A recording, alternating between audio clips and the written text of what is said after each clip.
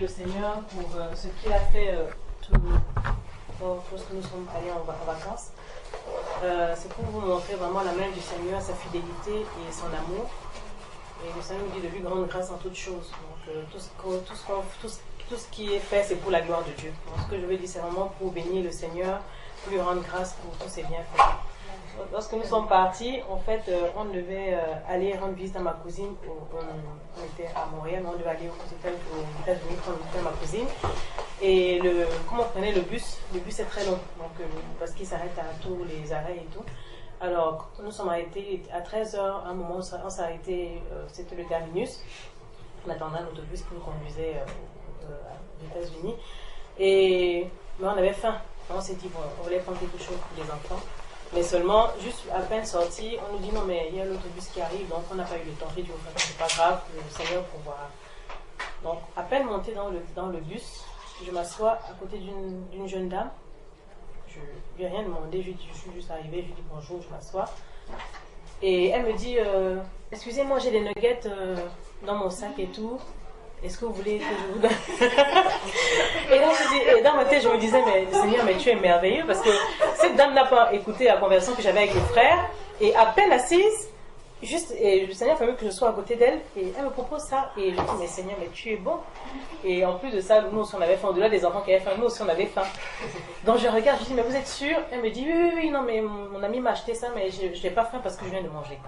Donc elle nous a donné, on a pris, on a partagé et on a mangé. Donc on a béni le Seigneur. Donc c'est le premier témoignage. Le deuxième témoignage, lorsque nous sommes arrivés aux États-Unis, il y a un frère qui veut nous accompagner à Chicago chez ma cousine. Mais seulement, il nous a accompagnés tard. Donc du coup, ma cousine était déjà sortie. Donc on s'est dit, bon, en attendant qu'elle arrive, toi tu as de la route à faire, on retourne chez toi et laisse-nous un fast-food rapidement pour qu'on prenne quelque chose en attendant ma cousine, quoi.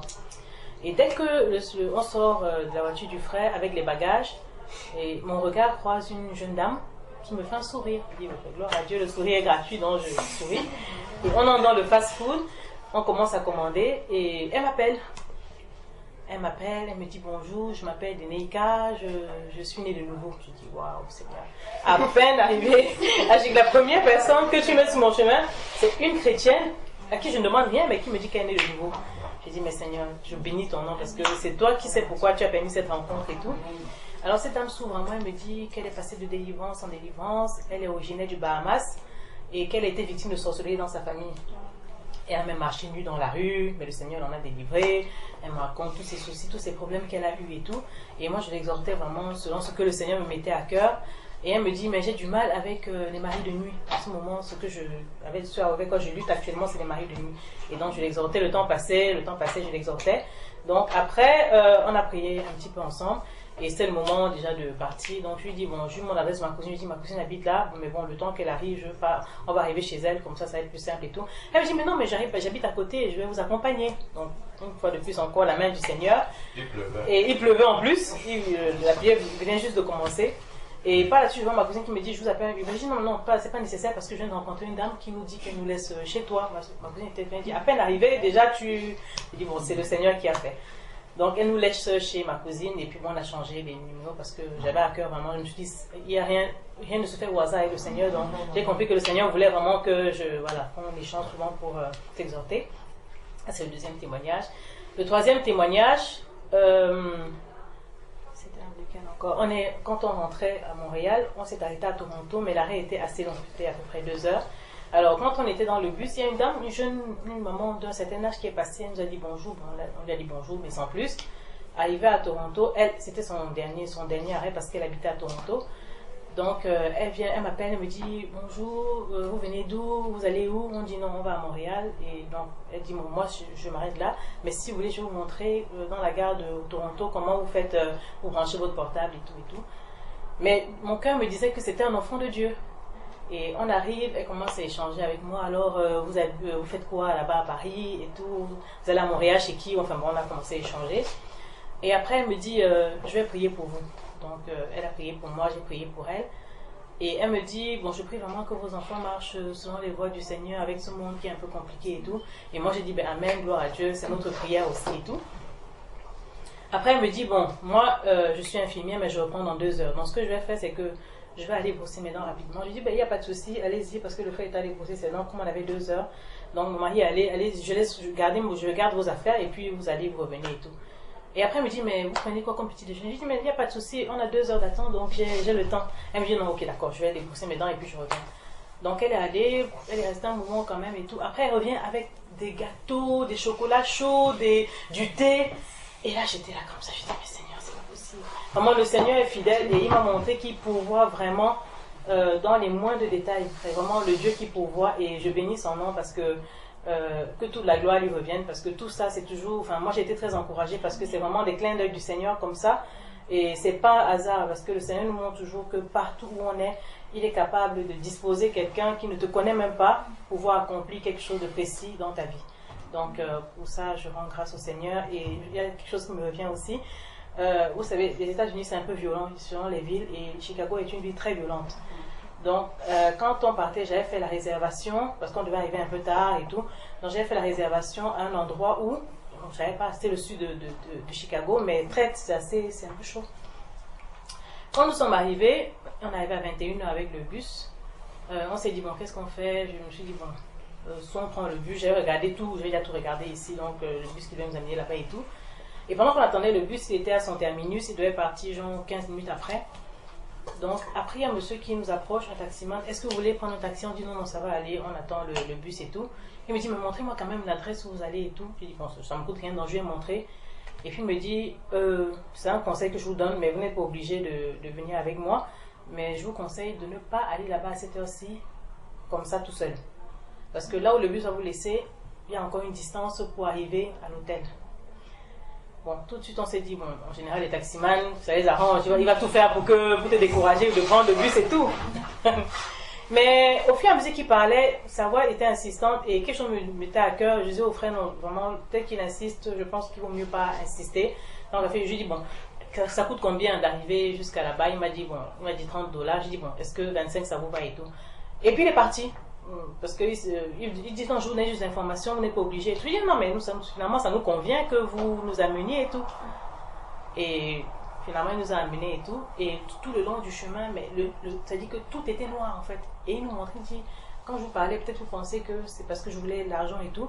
Mais moi je suis à Chicago, je vis à Chicago depuis longtemps. Et Chicago est une des villes les plus violentes des États-Unis. Donc, il nous a montré tout le monde. Je lui ai dit, regardez tout ce que vous devez traverser. En plus, vous êtes des bonnes cibles parce qu'on vous voit avec des bagages, on sait forcément que vous êtes des étrangers. Et ces gens-là, parce que les gens qui sont dans le sud, c'est des gens qui sont un peu dans la misère, qui fument la drogue et tout. Les gens disent, c'est des gens qui n'ont rien à faire. Donc, eux, c'est l'argent qui les intéresse. Donc, si vous restez à un endroit où vous sortez, ils n'ont rien, ils vous attrapent. Et tant qu'ils n'ont pas l'argent, vous ne bougez pas. Donc, on a vraiment vu aussi la main du Seigneur au travers de ce taximan. On s'est dit, mais si on avait pris le bus, on ne sait pas, mais le Seigneur a permis qu'ils viennent là pendant qu'on attendait, parce que le côté des taxis était de l'autre côté et on était du côté des bus. Donc le Seigneur a permis vraiment qu'ils viennent nous alarmer là-dessus. Et quand il nous a déposés, on a vraiment compris que c'était vraiment un risque à cette heure-là, parce que le temps passé était à 22h.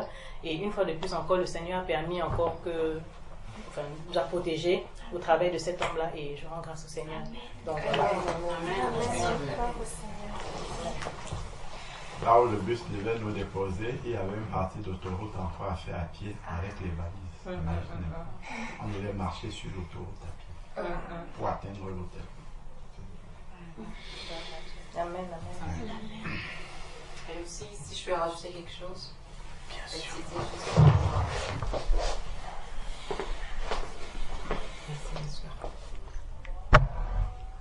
Au fait, c'est juste pour rendre grâce à Dieu.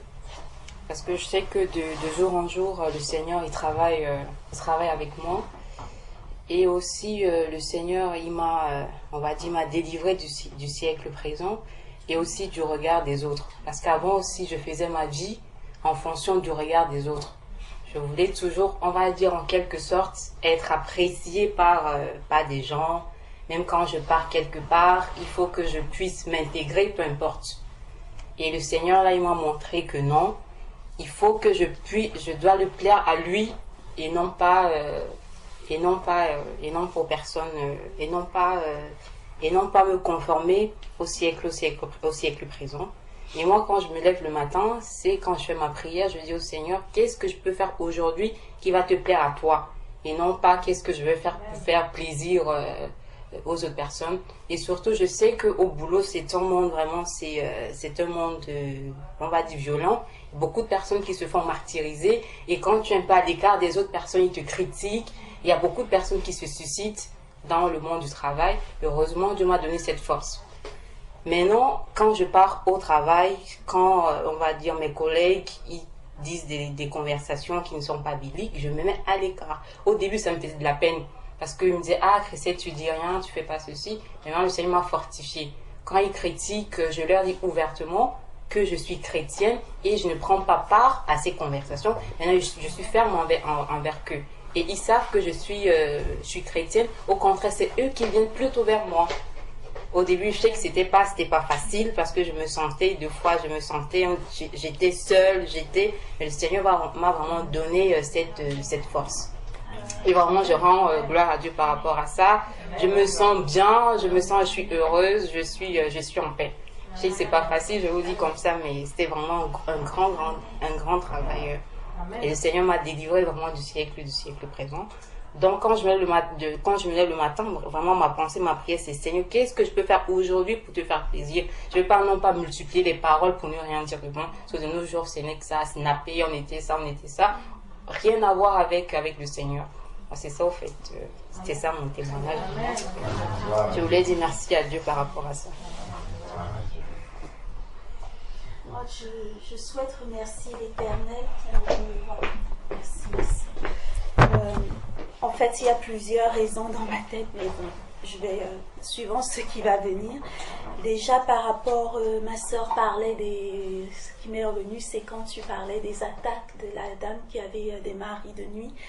Et je subissais, depuis que je m'étais éloignée de l'Éternel, je crois que j'ai toujours, depuis que je suis enfant, d'aussi loin que je me souvienne, je crois que j'ai toujours eu des attaques avec des monstres, des choses comme ça, des esprits, voilà. Tout un monde, on va dire, de fantasmagorie dont on prend vraiment conscience quand on vient à Dieu. Et on se rend compte qu'il y a aussi dans la culture africaine tellement de chansons où on invite, là j'ai récupéré mes enfants hier soir et ma fille voulait que je lui fasse un câlin, donc je lui faisais un câlin en lui chantant une chanson dans ma langue. Et je me suis aperçue qu'en fait la chanson disait « Je prie le petit vieux de venir s'occuper de toi ». Et là je me suis dit « Mais qu'est-ce que je suis en train de dire ?» Et en fait c'est plein de choses comme ça, des jeux, des chansons, des choses qu'on invite dans nos vies, on ne s'en aperçoit pas. Et donc là je leur ai dit, voilà, comme je vous ai déjà dit, voilà, quand on chante, quand on parle, quand on dit quelque chose, il ne faut pas dire voilà, des chansons dans des langues dont on ne connaît pas la signification, il faut éviter de le faire. Et en fait, l'Éternel m'a délivrée parce que je subissais plein d'attaques et j'avais pris l'habitude quand j'allais me coucher, je finissais de prier et après je faisais des remontrances à mon âme. Voilà, je lui disais, voilà, tu connais la volonté de Dieu, il ne faut pas faire ceci, il ne faut pas faire cela, il ne faut pas t'énerver, il ne faut pas taper, voilà, des tas de choses, il faut éviter. Si tu vois un esprit qui vient te dire l'épouser ou des choses comme ça, il faut fuir. Et je lui faisais vraiment des remontrances en me disant, voilà, moi je suis plus en possession à ce moment-là, donc c'est à toi de prendre le relais. Et en fait, je me suis aperçue que ça marchait pas. Et donc la prière était éternelle, mais coupe tous ces liens-là qui restent dans ma vie, qu'est-ce qu'il faut que je fasse d'autre? Coupe tous ces liens. Et puis successivement, c'est même pas successivement, c'est je crois il y a de cela 2 ou 3 semaines, il m'a amené sur l'enseignement sur la délivrance avec la mer Rouge, où le frère disait, en fait, maintenant c'est à nous de croire à ce qui s'est passé. Et donc j'ai dit à l'Éternel, oui, en fait, je te demandais, qu'est-ce qu'il reste à faire? En fait, c'était simplement de croire en sa parole, que voilà, tu t'es baptisé, tu t'es repenti, donc tout ça n'a plus rien à faire dans ta vie. Donc voilà, c'est maintenant à toi de prendre la puissance. Et là, ça fait depuis 3 semaines, plus d'attaques, plus rien quand je dors. Au contraire, quand je me couche, quand je me réveille le matin, je me sens tellement apaisée. Il y a encore des choses, mais c'est tout autour de moi, ça ne vient plus m'attaquer. Et quand je me réveille, j'ai l'impression qu'il y a, en fait, l'Esprit de Dieu. Je ne me rappelle généralement plus de ces rêves-là, mais c'est comme si pendant la nuit, voilà, mon âme était assise et Dieu déroulait sa parole. Il me disait à mon âme, tu vois ceci. J'ai vraiment l'impression qu'il vient apprendre des choses à mon âme pendant la nuit. Et voilà, je le bénis vraiment et je le loue. Amen. Et l'autre témoignage, c'est pour, voilà, j'ai cette cicatrice qui reste à la main. J'étais en train de faire la cuisine en début de semaine et là je mets la viande dans de l'huile chaude et là une grosse plaque est venue, voilà, qui s'est déposée sur ma main, de l'huile bouillante, et tout de suite je suis allée mettre voilà, de l'huile et du sel en me disant bah voilà la cloque qui allait sortir. Et là j'ai dit bah non, il faut pas déjà que je confesse qu'il va y avoir une cloque, et j'ai prié l'Éternel. Je lui ai dit bah qu'il advienne ce que tu as décidé, mais voilà, moi je voudrais pas de cloque. Et en fait j'ai eu une brûlure, ça fait très très mal. Et au fur et à mesure, et en fait, il n'y a pas eu de cloque, ça a juste noirci. Et je bénis l'Éternel pour cela. L'autre témoignage, c'est parce que je me trouve ici au milieu de vous. Voilà, il y a eu tout un concours de circonstances, commençant par l'appel de ma sœur Déborah, oui, ma sœur m'a dit, en fait, elle appelait plein de sœurs pour prendre connaissance. Et là, elle m'a annoncé qu'elle allait se baptiser. Et là, tout de suite, je me suis dit, ah, si tu te baptises, je vais y être, je vais pouvoir venir. Parce que mes enfants avaient vu mon baptême et voilà. Comme je suis dans un contexte compliqué, on leur a dit, bah, elle va aller se noyer, c'est n'importe quoi qu'elle est en train de faire. Je me suis dit, c'est la bonne occasion. Et puis, du coup, ça va me permettre aussi d'être, parce que quand on est isolé tout seul, voilà, on essaye de tenir, on tient vraiment avec la force de Dieu. Mais voilà, c'était l'occasion pour moi de me retrouver dans la communion fraternelle. Et mes sœurs que j'ai eues au téléphone, je disais, je bénis l'Éternel parce que je viens d'une famille nombreuse où c'est assez compliqué et j'ai l'impression, j'ai toujours dit, je me suis toujours un peu sentie comme, je sais pas, le vilain petit canard. J'ai toujours été une enfant assez rebelle. Je pense que Dieu m'a fait passer par tout cela pour m'amener quelque part. Et je le bénis vraiment aujourd'hui parce que j'ai l'impression d'avoir une famille, d'avoir vraiment une famille. Et au départ, quand je suivais les enseignements, on est de cultures différentes, on appartient au même pays et je sais que nos tribus ne s'aiment pas beaucoup et ça avait été un frein au départ pour moi. Et là, je m'aperçois, bah non, ce sont les enfants de Dieu et je me sens en confiance avec vous. Et là, par exemple, mes enfants, je ne les aurais pas confiés, voilà, les laisser vagabonder comme ça, je ne serais même pas venue. Et je bénis l'Éternel parce que je sais, voilà, qu'il est dans ma vie et que je suis bien. Voilà, je suis dans une communion fraternelle et je bénis vraiment l'Éternel pour tout cela. Et maintenant, pour les questions, je pense qu'on attendra parce que j'ai... Tu as une cantine de questions. Oui, l'Éternel a répondu à plusieurs. Moi, je pense que c'est lui qui... Voilà. Ça, c'est encore mon doute à moi. L'Éternel a répondu à plusieurs questions et voilà, il faut... D'accord. J'en ai beaucoup d'autres. Voilà.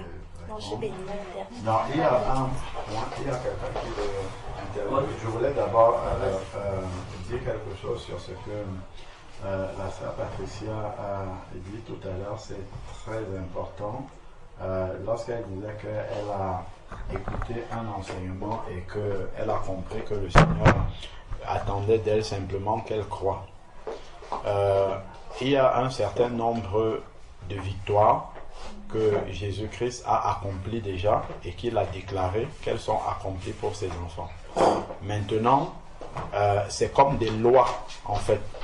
Comme dans un pays, il y a le code de la route, par exemple, en France. Donc, on doit respecter le feu rouge. On ne doit pas passer en tant qu'automobiliste. Mais est-ce que c'est pour autant que tout le monde respecte? Il y en a qui violent le feu rouge. Donc, il y a des lois, par exemple, il ne faut pas aller cambrioler, il ne faut pas aller prendre de l'argent dans une banque, je vais dire ça live comme ça, il ne faut pas aller prendre de l'argent dans une banque sans demander. Normalement. Mais il y a quand même des cambrioleurs qui le font. Ils n'obéissent pas à la loi. C'est la même chose avec les lois de Dieu. Donc, le Seigneur a dit que tu es délivré. Nous tous, nous sommes délivrés. Marie de nuit, tous les esprits là, nous sommes délivrés Mais ça n'empêche pas que Satan va essayer de violer cette loi-là. Donc si maintenant on le laisse violer cette loi-là, si la banque ne prend pas les dispositions pour se protéger, ce n'est pas parce que la loi interdit le cambriolage que ça ne va pas marcher. Le cambrioleur vient, il va cambrioler, il va entrer, il va casser, ainsi de suite. C'est à la banque de mettre les barricades, de mettre les vidéosurveillances, ainsi de suite, pour faire respecter cette loi-là. Donc, c'est à nous, maintenant, avec l'autorité que Dieu nous a donnée, de dire à Satan, tu n'as rien à faire ici. Maintenant, je suis un enfant de Dieu, j'ai reçu l'autorité du Seigneur. Si avant, tu venais essayer de me singer et tout ça, tu n'as plus rien à faire dans ma vie, tu pars maintenant. Donc, je me rappelle encore du témoignage d'une sœur qui était arrivée de la Belgique. Pareillement, elle était catholique d'abord avant, elle avait eu les problèmes de mari de nuit, tout ça. Elle avait même été, quand elle était catholique, elle comprenait pas ce que c'était. Et puis un jour sur Internet, elle avait entendu un pasteur parler de ça. Et lorsque le pasteur est venu dans une autre ville, à Bruxelles, elle a voyagé de sa ville pour aller assister au culte que ce pasteur-là donnait, juste pour le rencontrer à la fin et lui parler de son problème. Et puis, il avait dit à la sœur qu'il n'a pas le temps pour prier, donc qu'elle aille dans une église évangélique, on va lui expliquer ce que c'est. Elle a rejoint une église évangélique qui n'avait pas beaucoup de temps pour elle. Elle est restée à la maison, et puis en suivant les vidéos, elle a rencontré le Seigneur, elle était venue pour le baptême, mais elle ne nous a pas parlé de ça. Donc, on avait juste parlé de ce que le Seigneur nous avait mis à cœur ce temps-là. Et puis, quand elle est retournée chez elle, elle a eu une attaque encore comme ça qui est venue. Et là, elle a livré un combat avec cet esprit-là, en lui disant qu'aujourd'hui, le corps, c'est le temps du Saint-Esprit. Tu n'as rien à faire ici, au nom de Jésus. Et elle disait que vraiment, quand elle dormait, elle sentait une présence, comme quelqu'un qui venait pour se coucher à côté d'elle, ainsi de suite. Et là, elle a dit que depuis ce jour où elle a confessé le nom de Jésus, comme ça que j'appartiens à Jésus, ce corps, c'est le temple du Saint-Esprit, tu n'as plus rien à faire. Terminé. Elle se serait laissée faire, voilà, l'esprit aurait continué, le diable, comme la Bible dit, mon peuple périt faute de connaissance. Donc si tu ne rappelles pas la loi au diable, il la viole parce que tu ignores la loi en fait. Donc quand tu connais tes droits, en Jésus-Christ tu les exerces et puis le diable il n'a rien à faire. Donc c'était vraiment pour pouvoir encourager encore d'autres. Si on a des combats spirituels comme ça, de tous les ordres, dans le sommeil et tout ça, moi ça m'arrive régulièrement de prier dans le sommeil. C'est-à-dire que j'ai une attaque en train de dormir, je commence à prier et si tu es à côté de moi, tu m'entendras prier. C'est vraiment en fait un encouragement pour nous dire, comme tu donnais des conseils à ton âme là, effectivement le Saint-Esprit qui est en nous, lui, ne dort pas. Quand notre chair est fatiguée, elle dort, mais l'Esprit de Dieu, lui, continue à veiller, à vivre. C'est d'ailleurs pour ça que tu peux méditer un passage comme ça sans avoir un songe. Le lendemain, tu te lèves, tu lis le passage là et puis il y a un éclairage qui arrive. Quand est-ce que c'est venu? Dans ton sommeil, en fait, l'Esprit de Dieu a continué à travailler. Quand tu vas le lire là, ça va s'éclairer directement. C'est parce que l'Esprit de Dieu, lui, il a continué à te donner cette connaissance-là, malgré que ta chair était fatiguée et que tu dormais. C'est vraiment, d'ailleurs, au lieu de trop parler, c'est plus facile de lire un verset. Regardons dans Exode chapitre 13. Exode chapitre 13. Et ça va nous encourager.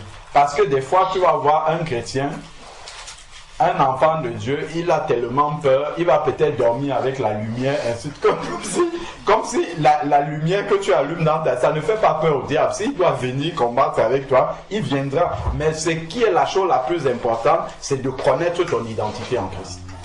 Parce que quand le diable voit un enfant de Dieu qui connaît son identité, c'est lui qui tremble.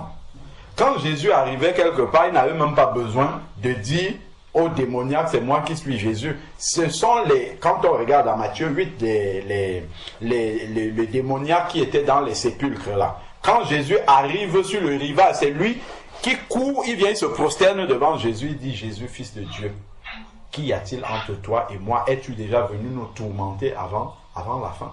Donc même quand des esprits mauvais voient un enfant de Dieu, ils savent que ça là c'est un enfant de Dieu. Parfois tu peux arriver quelque part, tu vois l'atmosphère change. Les gens commencent à s'énerver ou bien il y a des choses qui commencent à se bousculer ou même ta présence dans une maison, des choses que tu ne sais pas. Les gens commencent à s'embrouiller. En fait, c'est parce que ton esprit, juste l'esprit qui est en toi dérange. Je me rappelle encore d'un frère qui était au milieu de nous, un frère ivoirien. Son frère était malade au pays. Toute sa famille sont convertis. Et le frère, il a atteint vraiment un stade d'évolution dans sa santé où il était près de la mort. Et la famille a perdu tout espoir. Ils ont tellement perdu espoir qu'ils sont allés appeler une femme guérisseuse pour venir à l'hôpital pour pouvoir faire ce qu'elle allait faire pour que le frère puisse être guéri. Et il paraît, d'après ce que le frère nous a dit, que quand la femme est entrée comme ça dans la chambre de son petit frère, elle a regardé les membres de la famille, elle regarde, et puis elle est sortie. Elle a dit, vous ne savez pas ce que vous avez, et elle est partie. C'est-à-dire que la présence de toute une famille comme ça, de convertis, y compris le malade là, l'Esprit de Dieu en eux ne pouvait pas permettre qu'elle puisse faire ce qu'elle allait faire. Pourtant, elle était payée pour venir le faire, hein, mais elle n'a pas pu le faire. Elle leur a juste dit, vous ne savez pas ce que vous avez en vous, et elle est sortie, elle est partie. Donc bien souvent, nous les enfants de Dieu, nous ne savons même pas l'esprit qui habite en nous. À plus forte raison, pouvoir vraiment prendre notre position en Christ et déclarer justement la victoire que Christ a accomplie à la croix. Quand le diable voit un enfant de Dieu qui commence à faire ça, le diable, il commence à trembler, commence à paniquer. Comme cet homme de Dieu là, dont on prend souvent l'exemple, George Muller qui dormait comme ça dans sa chambre, et puis il entend un bruit, il ouvre les yeux, il voit le diable qui est incarné devant lui, ah c'est seulement toi qui es là, et puis il continue à dormir. Le diable est parti, parce qu'il sait bien que celui-là, il connaît ses droits en Christ, il sait que je ne peux pas le toucher. Quand on regarde dans Job chapitre 1, quand Job vient au milieu de la réunion des enfants des fils de Dieu, qu'est-ce que Dieu lui demande? Où étais-tu? J'étais parcourir la terre, voilà, et m'y promener. Et c'est Dieu qui lui demande, as-tu vu mon serviteur Job? Et Satan commence à dire, c'est parce que tu l'as protégé ainsi, parce que Satan a vu la protection de Dieu sur lui.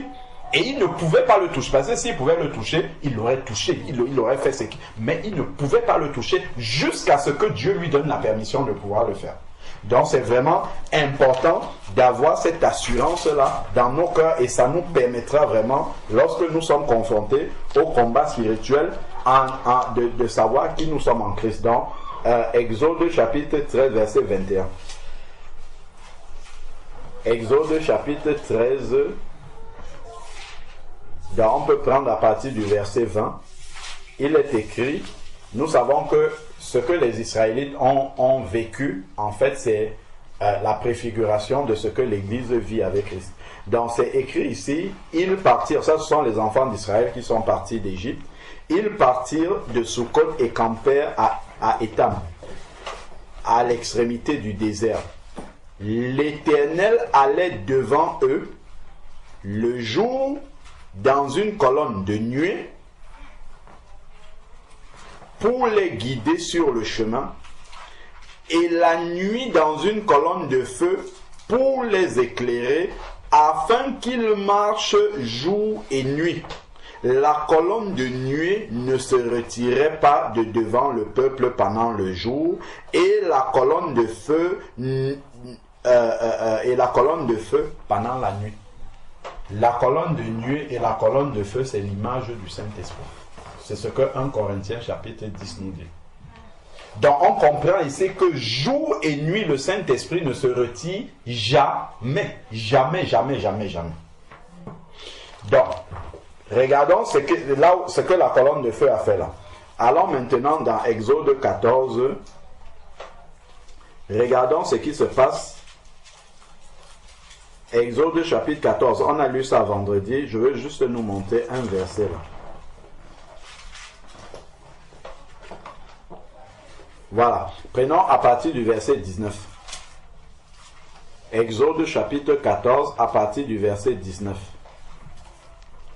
L'ange de Dieu qui allait devant le camp d'Israël partit et alla derrière eux.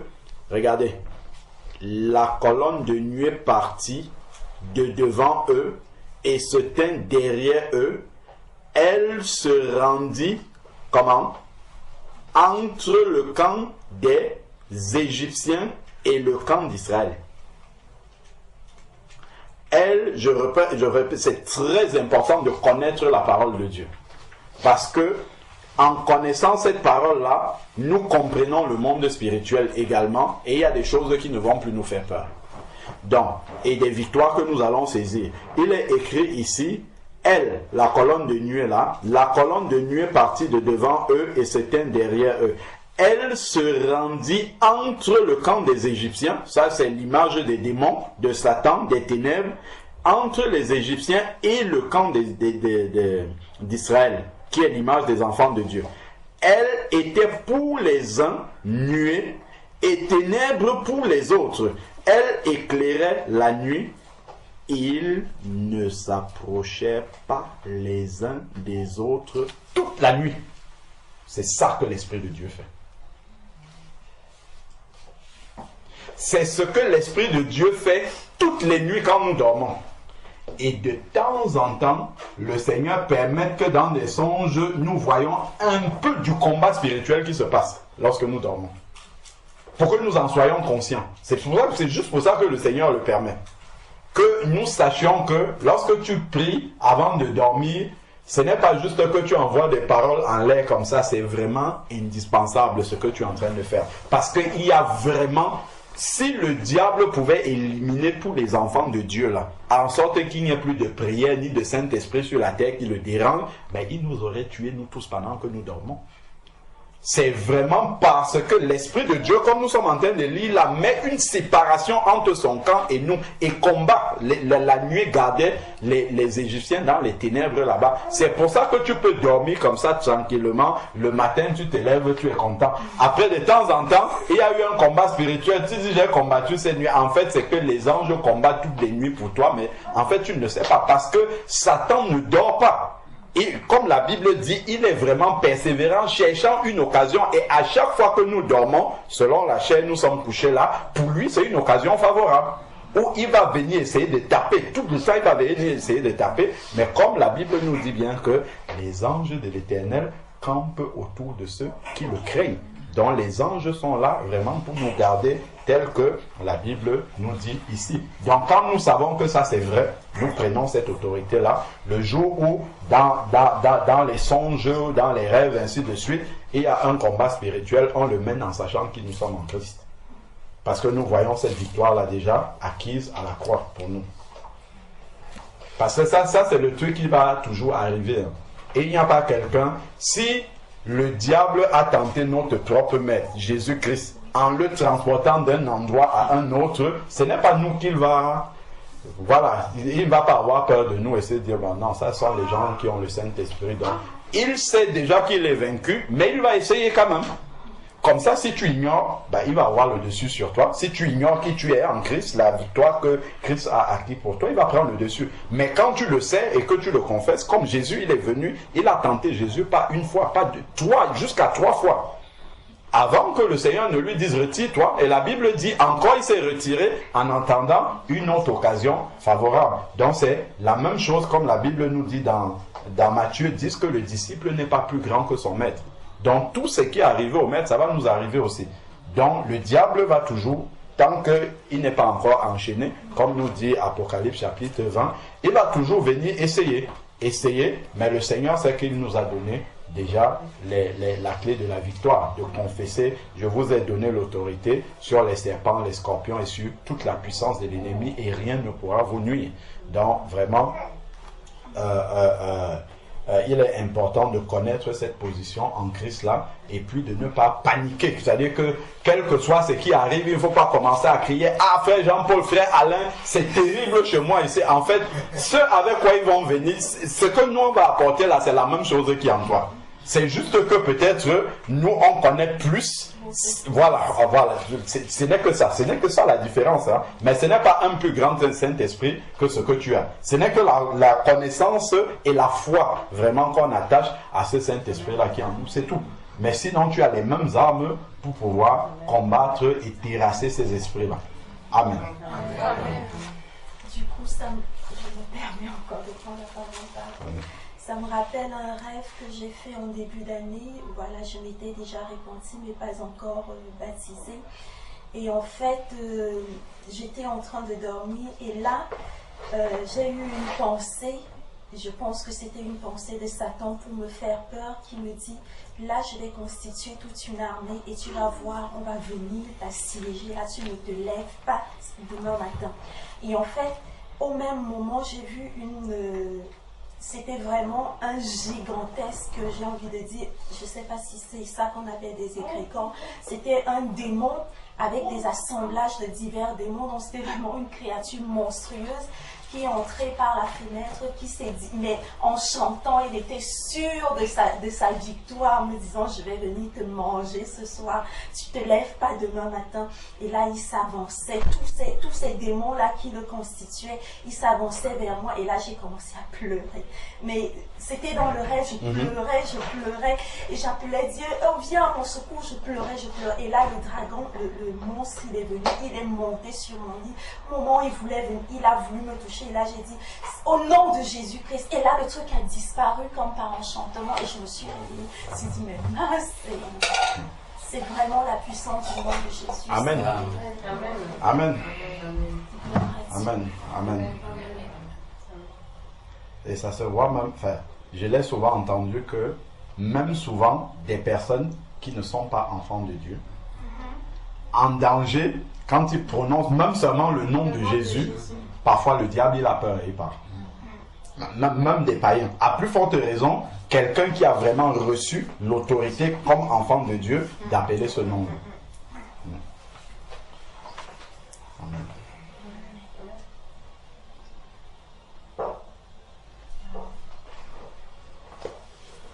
Il y a quelque chose que tu voulais dire? Oui, non, je voulais ajouter juste une chose sur ce que la sœur a dit par rapport à la délivrance et par rapport à la puissance de Dieu et la parole de Dieu.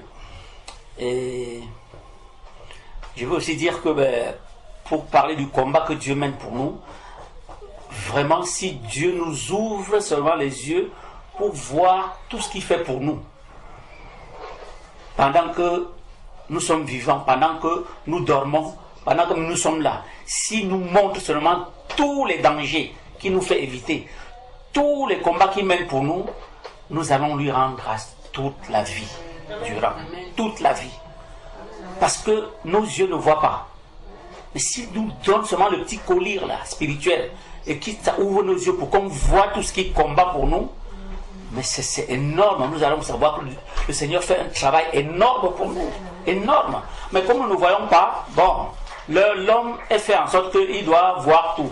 Il aime voir pour accepter, pour croire. Et c'est pour ça qu'au niveau même du baptême, quand on se baptise, on veut voir tout de suite que le Seigneur a en train d'agir, on a déjà changé. On change. Mais après le baptême, on doit considérer que notre ancienne vie est morte. Notre ancienne vie, on vient de l'enterrer là. Et on doit avoir ça, on doit l'accepter avec foi.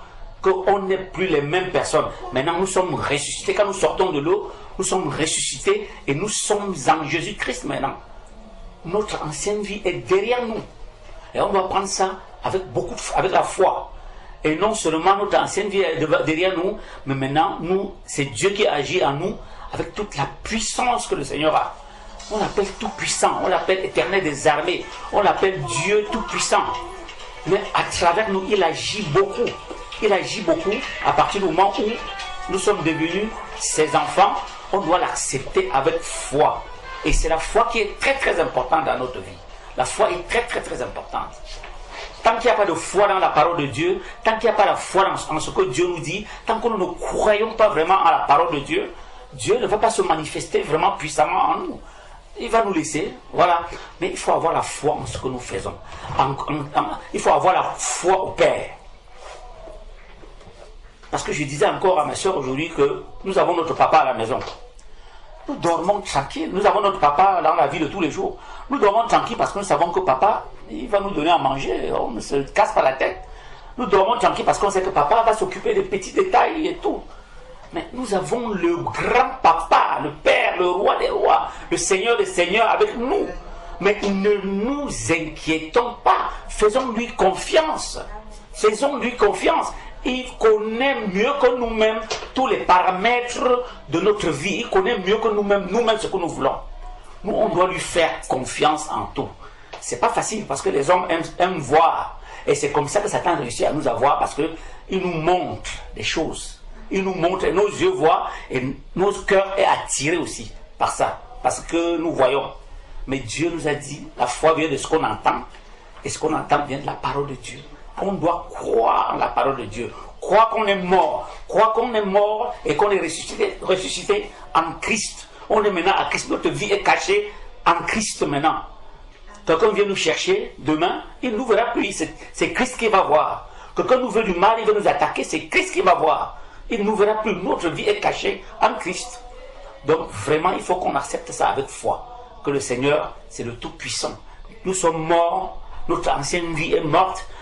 Ne nous culpabilisons plus que j'avais fait ceci dans le temps, j'étais comme ci, j'étais comme ça. C'est fini, c'est terminé, on a enterré. On a enterré cette vie-là. Maintenant, c'est une nouvelle vie qui démarre. Une nouvelle vie en Christ.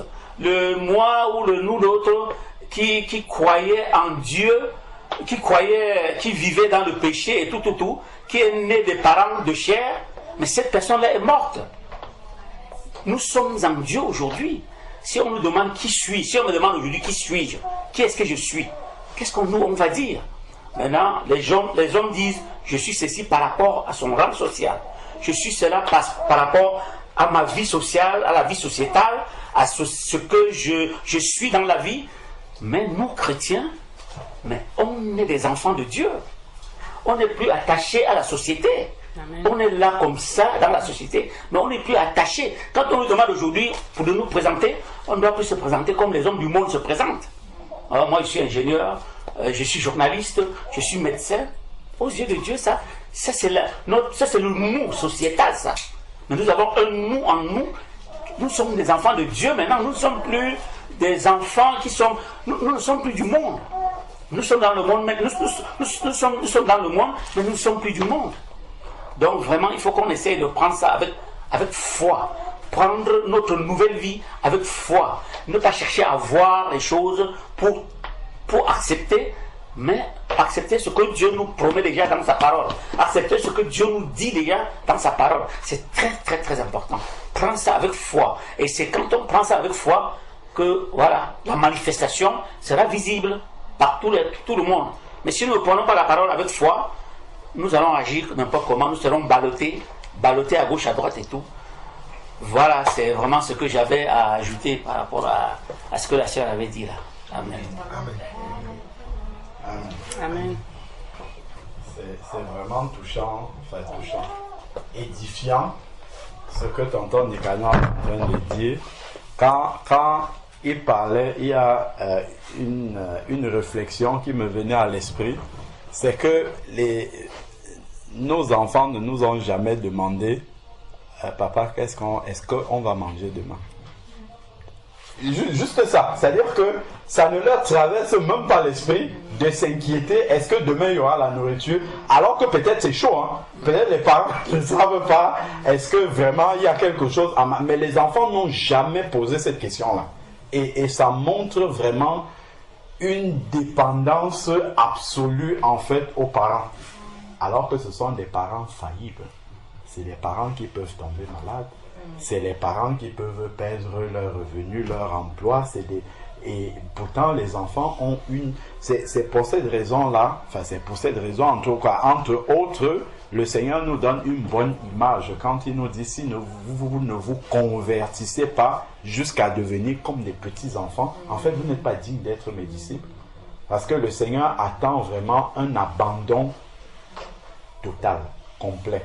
Et comme tonton Nicanor dit, le problème c'est que l'homme a d'abord été conçu dans la chair et habitué à voir les choses, attacher sa confiance à ce qu'il voit. Mais dès l'instant qu'on ne voit pas les choses, et c'est avec ça que le diable va nous avoir beaucoup. C'est écrit dans Ephésiens chapitre 6, parmi les armes spirituelles. C'est écrit, prenez le bouclier de la foi avec lequel vous pourrez éteindre, pas certains, il est écrit tous les traits enflammés de l'ennemi. Parce que par la foi, si tu regardes la parole de Dieu, tu dis Dieu a dit ça, voilà, c'est la vérité, Satan, c'est terminé. Parce que c'est vraiment par la foi dans la parole de Dieu que Jésus il a vaincu Satan lorsque Satan est venu dans le désert. Il est écrit ceci et il ne discute plus avec Satan. Il est aussi écrit ça, il ne discute plus avec lui. C'est fait et Satan lui-même, on voit que Satan n'a pas argumenté avec Jésus-Christ. Parce que Satan connaît aussi la parole. D'ailleurs, il la cite aussi hors contexte. Il la connaît. Donc quand on lui rappelle la parole, il sait qu'il doit simplement obéir. Et quand on regarde dans Apocalypse chapitre 20, lorsqu'on donne beaucoup de, comment dire, beaucoup d'autorité à Satan, quand on regarde Apocalypse chapitre 20, moi ça m'impressionne souvent quand je lis ça. C'est un ange qui est venu enchaîner Satan. Ce n'est même pas Jésus qui est venu pour faire. C'est un ange comme ça qu'on a envoyé et Satan n'a rien fait parce qu'il ne peut rien faire.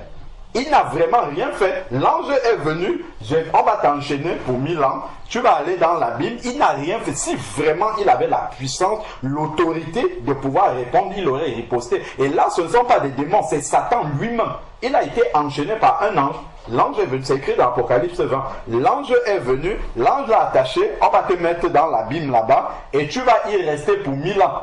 Et il n'est pas sorti. S'il pouvait sortir, il n'est pas sorti. Donc, ça montre vraiment l'autorité que le Seigneur a par rapport au diable. Et cette autorité-là, il nous l'a donnée également. Amen. Il nous l'a vraiment donné. C'est important de lire ces chapitres-là pour voir que l'homme, les anges n'ont pas été créés à l'image de Dieu. Est-ce qu'on sait ça? Regardons un peu la parole du Seigneur. C'est important vraiment d'être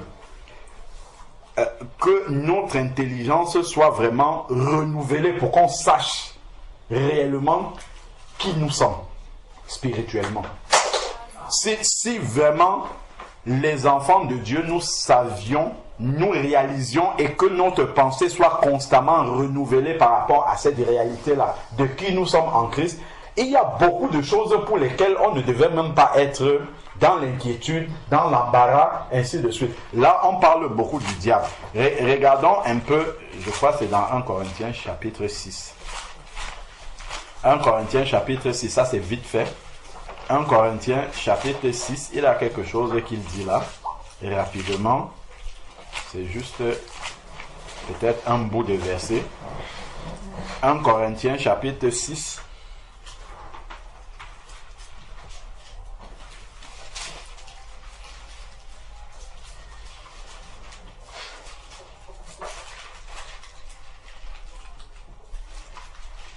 Non.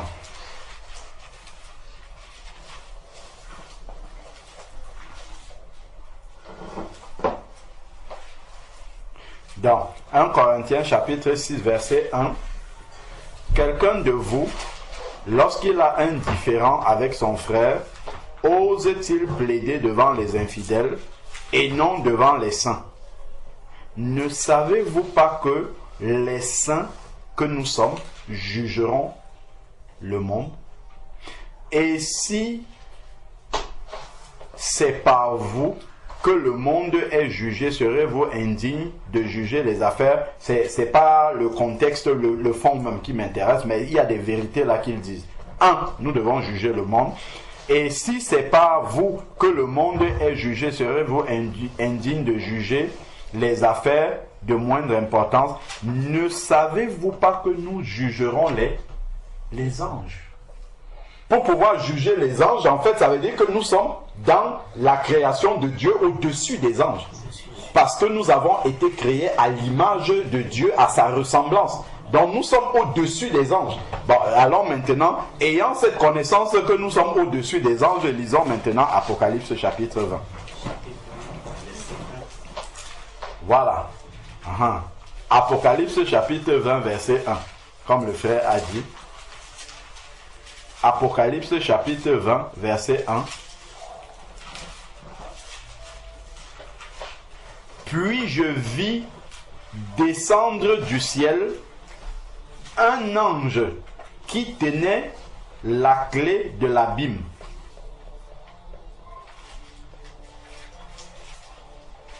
Et une grande chaîne à la main. Il saisit le dragon, le serpent ancien, ça c'est Satan lui-même qui est saisi ici, qui est le diable et Satan, et le lia pour 1000 ans. Si Satan pouvait faire quelque chose, pourquoi il ne fait pas ici? Ça c'est un ange qui fait ça. À plus forte raison, un enfant de Dieu qui a l'autorité du nom de Jésus-Christ. Ça c'est un ange qui fait ça à Satan lui-même directement, et Satan ne peut pas réagir. Donc il le lia pour 1000 ans et il le jeta dans l'abîme, qu'il ferma et scella au-dessus de lui, afin qu'il ne séduise plus les nations jusqu'à ce que les 1000 ans soient accomplis. Après cela, il faut qu'il soit délié. Donc, pour qu'il soit délié, on vient le délier. S'il avait la possibilité de se délier, il l'aurait fait. Il faut qu'il soit délié pour un peu de temps. Donc, nous voyons ici vraiment que si un ange a pu lier Satan, à plus forte raison, un enfant de Dieu qui vient avec l'autorité du nom de Jésus. Donc, quand un enfant de Dieu vient avec l'autorité du nom de Jésus, c'est comme si c'est Jésus, il vient avec le mandat de Jésus. C'est un peu comme, je ne sais pas, soit un huissier de justice. Il vient avec un mandat pour accomplir la loi. Donc quand il vient, c'est comme si c'est le procureur qui lui a donné le mandat qui était là. Donc il accomplit ça au nom vraiment du procureur. Donc c'est comme si le procureur s'était déplacé là, un peu comme dans Genèse 24, quand on voit le serviteur d'Abraham qui part pour chercher une femme à Isaac. Donc c'est comme si Abraham s'était déplacé lui-même. Donc il a donné le mandat à cette personne de le faire. Donc quand on se met au nom de Jésus, que ce soit devant le diable, devant la maladie, c'est comme si c'est Jésus qui s'est placé là pour le faire. Donc, si un ange déjà peut enchaîner le chef de tous les démons là, à plus forte raison un enfant de Dieu devant un démon qui a l'autorité du nom de Jésus. C'est vraiment comme tonton Nicanor dit, c'est juste une question de foi. La foi que nous attachons dans ce que Dieu a dit, c'est ça qui pose un problème vraiment. Il te sera fait selon ta foi. Même Satan était selon ta foi. Il voit si quand tu dis au nom de Jésus, si les pieds tremblent un peu, si dans le cœur tu dis, bon, on dit au nom de Jésus, on va voir s'il va faire. Il essaye d'abord de résister. Évidemment, il ne va pas fuir directement. C'est un peu comme si tu tapes les pieds, tu vois s'il va fuir. Tu tapes les pieds, lui aussi tape les pieds. Et il veut voir si tu es ferme dans ce que tu dis. Donc, et c'est la foi maintenant qui va te faire soit insister, soit te tourner et fuir plutôt devant lui. Mais si tu connais les Écritures, tu ne vas pas te tourner pour fuir. Tu sais que c'est lui qui doit fuir. Donc si tu as la foi que c'est lui qui doit fuir, tu vas le poursuivre. Mais si tu n'as pas cette foi-là, tu vas te tourner pour fuir et il va dire, regardez alors celui-là, il est en train de fuir comme ça, il ne sait pas que c'est moi qui dois fuir. Vous voyez, donc c'est vraiment à ce niveau-là que parfois on perd des combats spirituels que normalement c'est déjà acquis en fait, c'est acquis en Christ. Mais comme il nous manque... Soit il nous manque la connaissance, parce que parfois aussi, certains enfants de Dieu ne savent pas qu'ils sont en Christ. Ils vont commencer à supplier des choses que normalement il y a juste à dire au nom de Jésus, la chose arrive. Ou alors, ils savent, mais la foi n'est pas complète. La foi, il se dit, ah, peut-être que oui, peut-être que non, peut-être que ceci. Et le diable, lui, il en profite. Lui, il est comme ça. Quand il profite de l'ignorance, quand tu ne sais pas, il te fait croire des choses. Et Satan, lui, il agit justement dans le visuel. Lui, il manifeste des choses qu'on voit. Or, comme notre pensée a toujours été dans ce qu'on voit, ça nous influence beaucoup. Et Satan, il fait des choses grandes qui frappent les yeux. Et donc, si nous ne gardons pas les yeux sur la parole du Seigneur, on va se laisser influencer par ce qu'il fait. Et il va prendre le dessus sur nous. Donc, c'est vraiment important de réaliser ça. Amen. Amen. Je peux dire quelque chose? Bien sûr. En fait, je trouve ça très intéressant. Il y a quelques semaines, si j'avais entendu ça, je me serais dit oui, tranquille, moi j'ai la foi et tout et tout. Et sauf que quand en fait ça nous arrive, c'est pas pareil.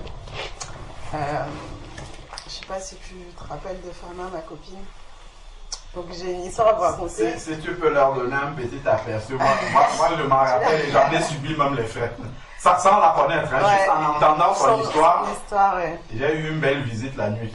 Après avoir juste entendu, j'ai dit juste entendu l'histoire, hein. J'ai eu une belle visite la nuit. C'est une copine à moi, on s'est connus à la banque.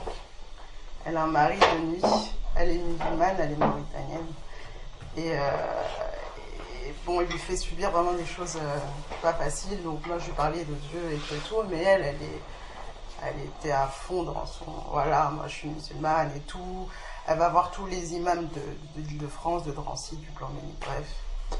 Ils font parler l'esprit, mais ils n'arrivent pas à le faire sortir. Je lui dis, mais attends, je comprends pas et tout. Tu dis que c'est la vérité, mais pourquoi ils n'arrivent pas à le faire sortir? Bah, Hélène, c'est pas comme ça, il faut qu'il parle l'esprit. J'ai dit, ah d'accord, et tout, bon, si tu veux, et tout. Et elle était partie en Mauritanie, dans un hôpital islamique. Ils lui ont fait des choses que j'avais jamais entendues. Des transfusions de sang coranisé, des choses bizarres comme ça. Et j'avais mal au cœur, parce que c'est mon amie, je l'aime vraiment beaucoup. Et je lui dis, mais c'est pas normal, mais si Hélène, c'est ça, l'esprit il est parti. Mais moi je savais qu'il n'était pas parti parce que je le sentais. Donc j'étais partie au restaurant avec elle après mon baptême, ça faisait longtemps qu'on ne s'était pas vu, et je sentais son esprit. Donc c'était très bizarre parce qu'on était très contents de se retrouver, mais en même temps je sentais son esprit et il y avait une gêne. Elle savait que j'étais baptisée et tout, bon, j'avais raconté mon témoignage et tout et tout. Bon bref. Il n'y a pas longtemps, il y a 3-4 semaines, j'étais au restaurant avec une copine à moi, à Noisy-le-Grand. Et là, on parle de cette copine-là. Et elle a éteint son téléphone. Et on trouvait ça bizarre qu'elle éteigne son téléphone. Et on s'est inquiété. Donc on est parti jusqu'à Duny, Noisy jusqu'à Duny. Et c'était un vendredi, c'était un soir de veillée et tout. On arrive, qui je vois? Un démon. C'est-à-dire, c'est pas ma copine, c'est elle que je vois. Je la regarde comme ça. Et là, je commence à trembler. C'est pour ça que je dis oui, c'est facile à dire, mais quand on est devant le fait accompli, c'est pas pareil. Hein.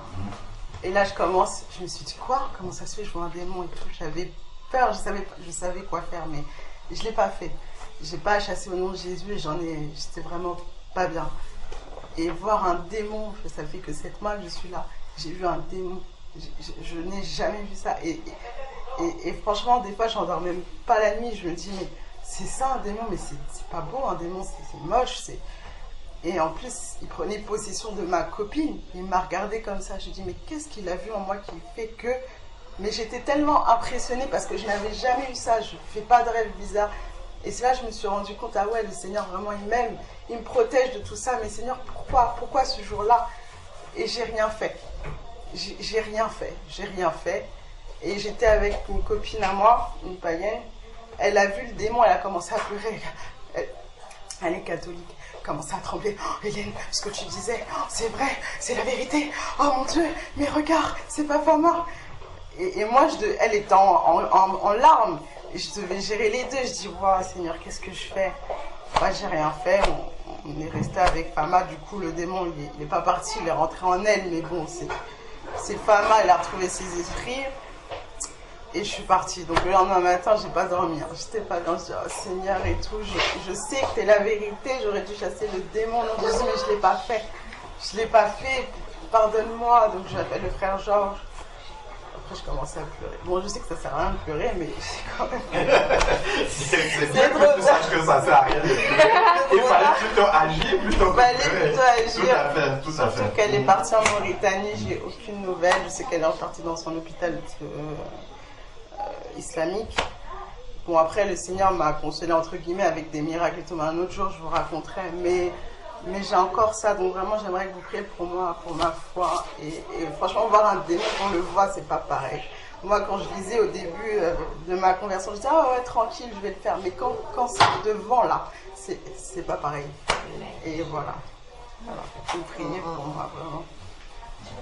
Dans ces situations-là, le parler en langue peut beaucoup t'aider. Énormément. Énormément, ça peut beaucoup t'aider à vraiment te recharger rapidement et ne pas rester dans le visible, en fait. Parce que quand tu parles en langue, tu te charges rapidement et en fait, tu n'es pas comment dire, tu es tellement connecté que ce qui est visible, qui est matériel ne t'impressionne pas du tout. Tu vois, en fait, tu rentres dans une autre dimension spirituelle, vraiment, où peu importe ce qu'il y a autour de toi, là, tu es chargé pour affronter. Et c'est à ça, vraiment, que ça peut aider beaucoup. Donc, on va prier pour toi, pour ta foi.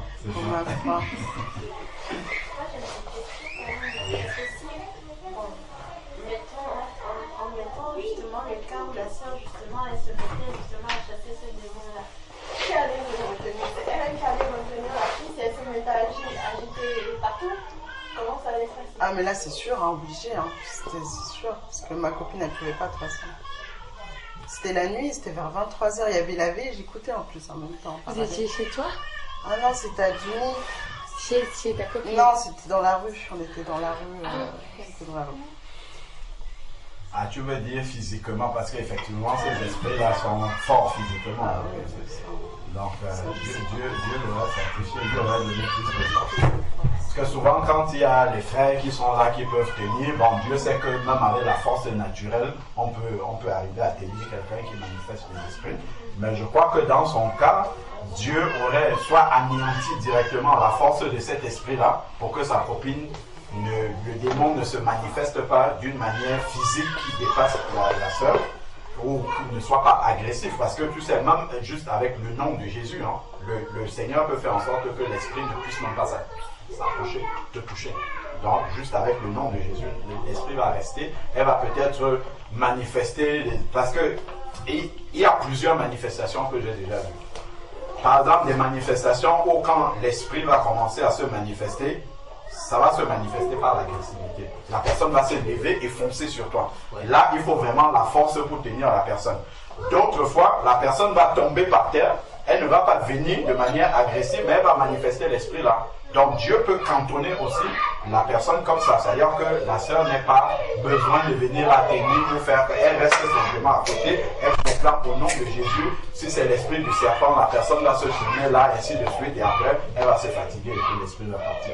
Donc je crois que vraiment, selon les circonstances comme ça, Dieu va vraiment venir au secours. Parce qu'il sait que voilà, elle est seule physiquement. Donc Dieu va vraiment bloquer déjà même la force physique de cet esprit-là pour qu'elle puisse y arriver. Je crois que c'est comme ça que le Seigneur pourrait opérer.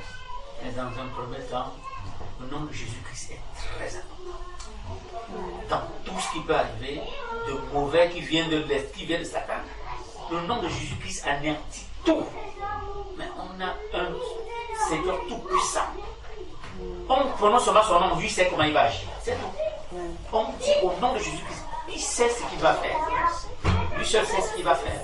Mais lui, ne disons pas comment il va faire, comment il veut faire, comment. Non, c'est seulement Jésus-Christ et il sait ce qu'il va faire.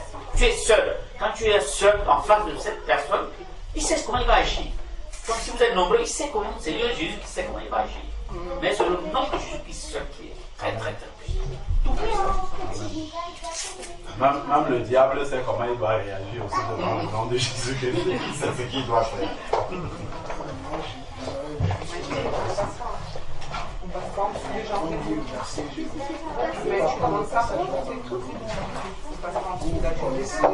L'homme qui avait une légion de démons. La Bible précise bien qu'il y avait une légion de démons en lui. Et quand les démons là le tourmentaient, il allait dormir même dans les cimetières. Et on l'enchaînait même. Selon l'histoire dans la Bible, on l'enchaînait. Mais le jour où Jésus l'a vu, je ne pense pas que Jésus a pris des hommes pour le tenir. Il a simplement donné une parole. Et la parole a agi dans la vie du monsieur. Et le démon est parti. Mais j'ai vu aussi également, parce qu'il faut qu'on dise les choses qui sont vraies, j'ai vu aussi également les gens qui ont dit au nom de Jésus, mais la personne a commencé par mouvementer. Ça veut dire que la personne qui a dit le nom de Jésus n'avait pas de l'assurance dans son nom de Jésus.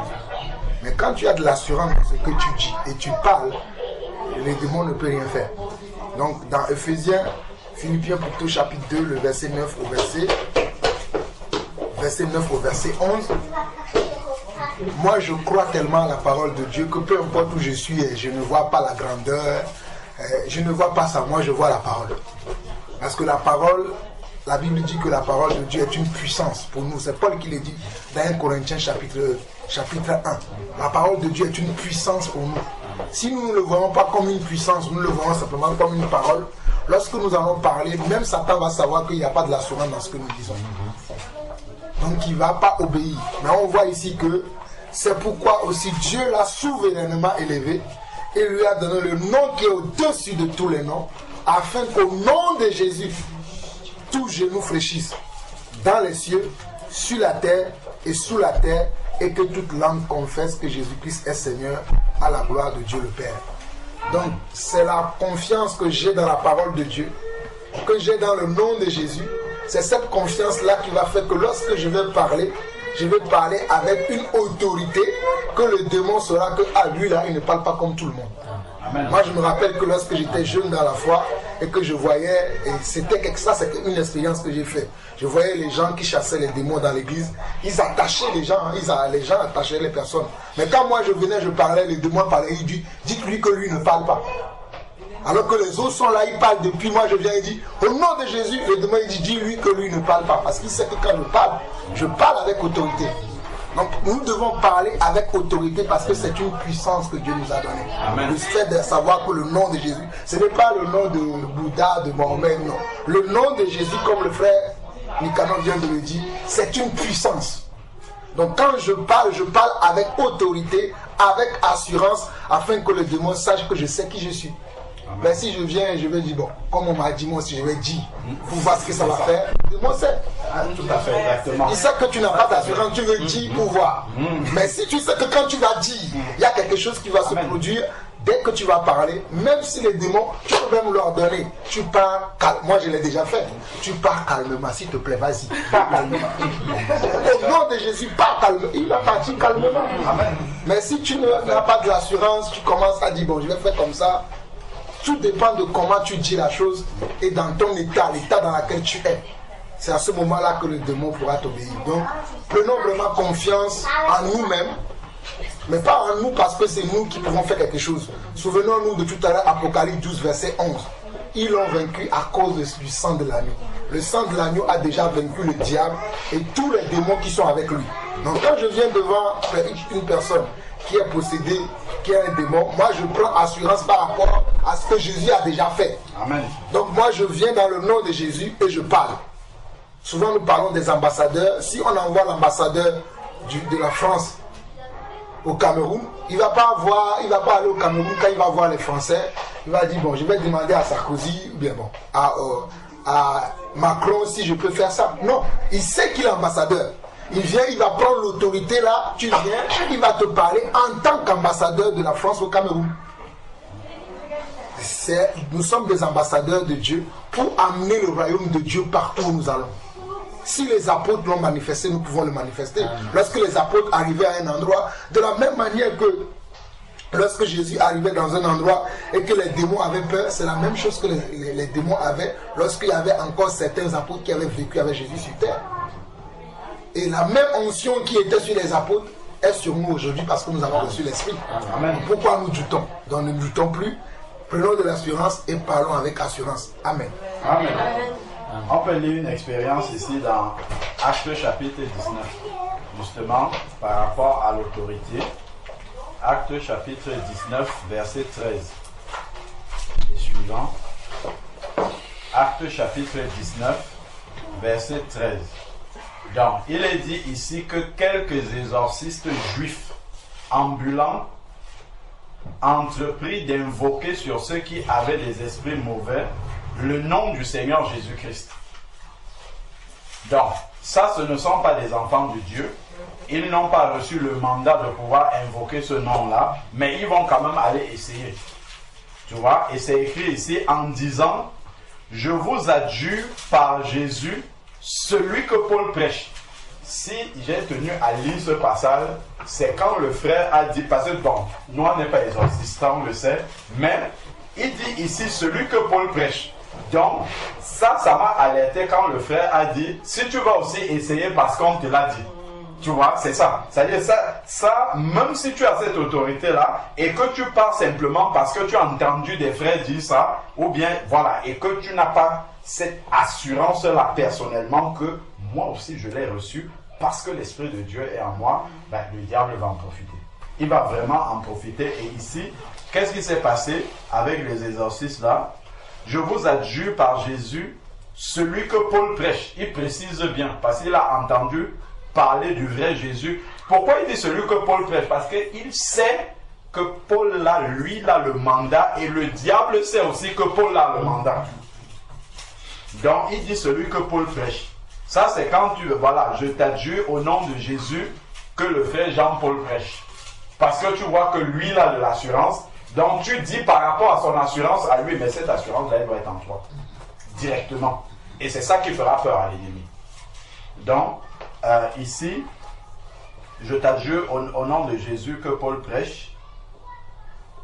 Ceux qui agissaient ainsi, donc ceux qui agissaient ainsi étaient 7 fils d'un certain Séva, un principal sacrificateur juif, c'était même un sacrificateur, les fils d'un sacrificateur.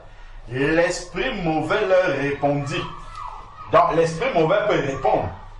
Comme il a répondu à Jésus, le diable lui a dit, si tu es le fils de Dieu, fais ceci, fais ceci. Donc il faut être prêt à ce que si l'esprit répond, que tu saches qui tu es, pourquoi tu le fais, quelle autorité tu as. Et parce que le diable, lui, le sait, hein, il sait si tu as l'autorité ou pas du tout. Donc, ici, là, voilà maintenant l'esprit qui va parler, je connais Jésus. Donc, si tu viens au nom de Jésus-Christ, il connaît ce Jésus, je sais qui est Paul. Donc, je sais qui est Paul. Donc, quand un enfant, c'est ce qu'on disait tout à l'heure, quand un enfant de Dieu, un véritable enfant de Dieu, qui est purifié par le sang de l'agneau, est quelque part, le diable sait qui il est.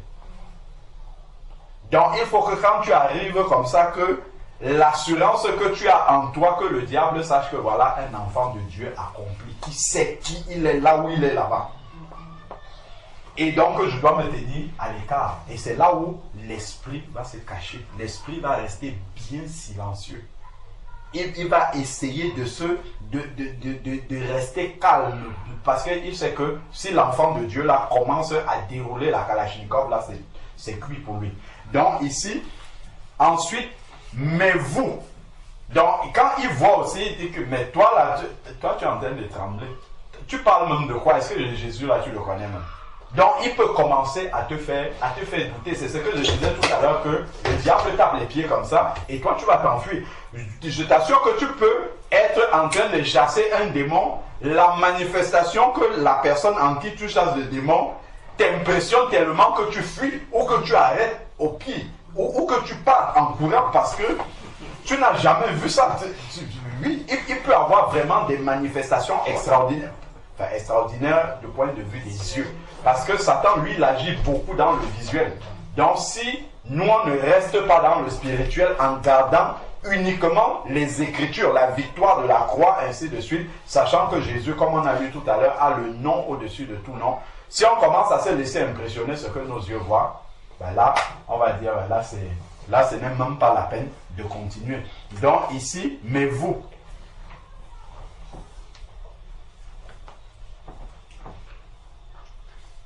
alors, donc ici, l'esprit mauvais répondit, je connais pas Dieu. Donc, mais vous, qui êtes-vous?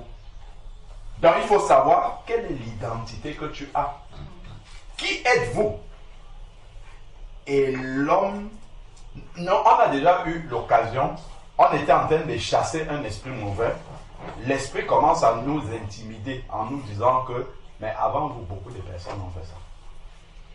Donc, si toi, à l'instant où il était en train de dire ça, dans mon esprit, j'étais en train de me dire que, mais si beaucoup de gens, pourquoi nous, mais si on reste dans les raisonnements comme ça, il prend le dessus.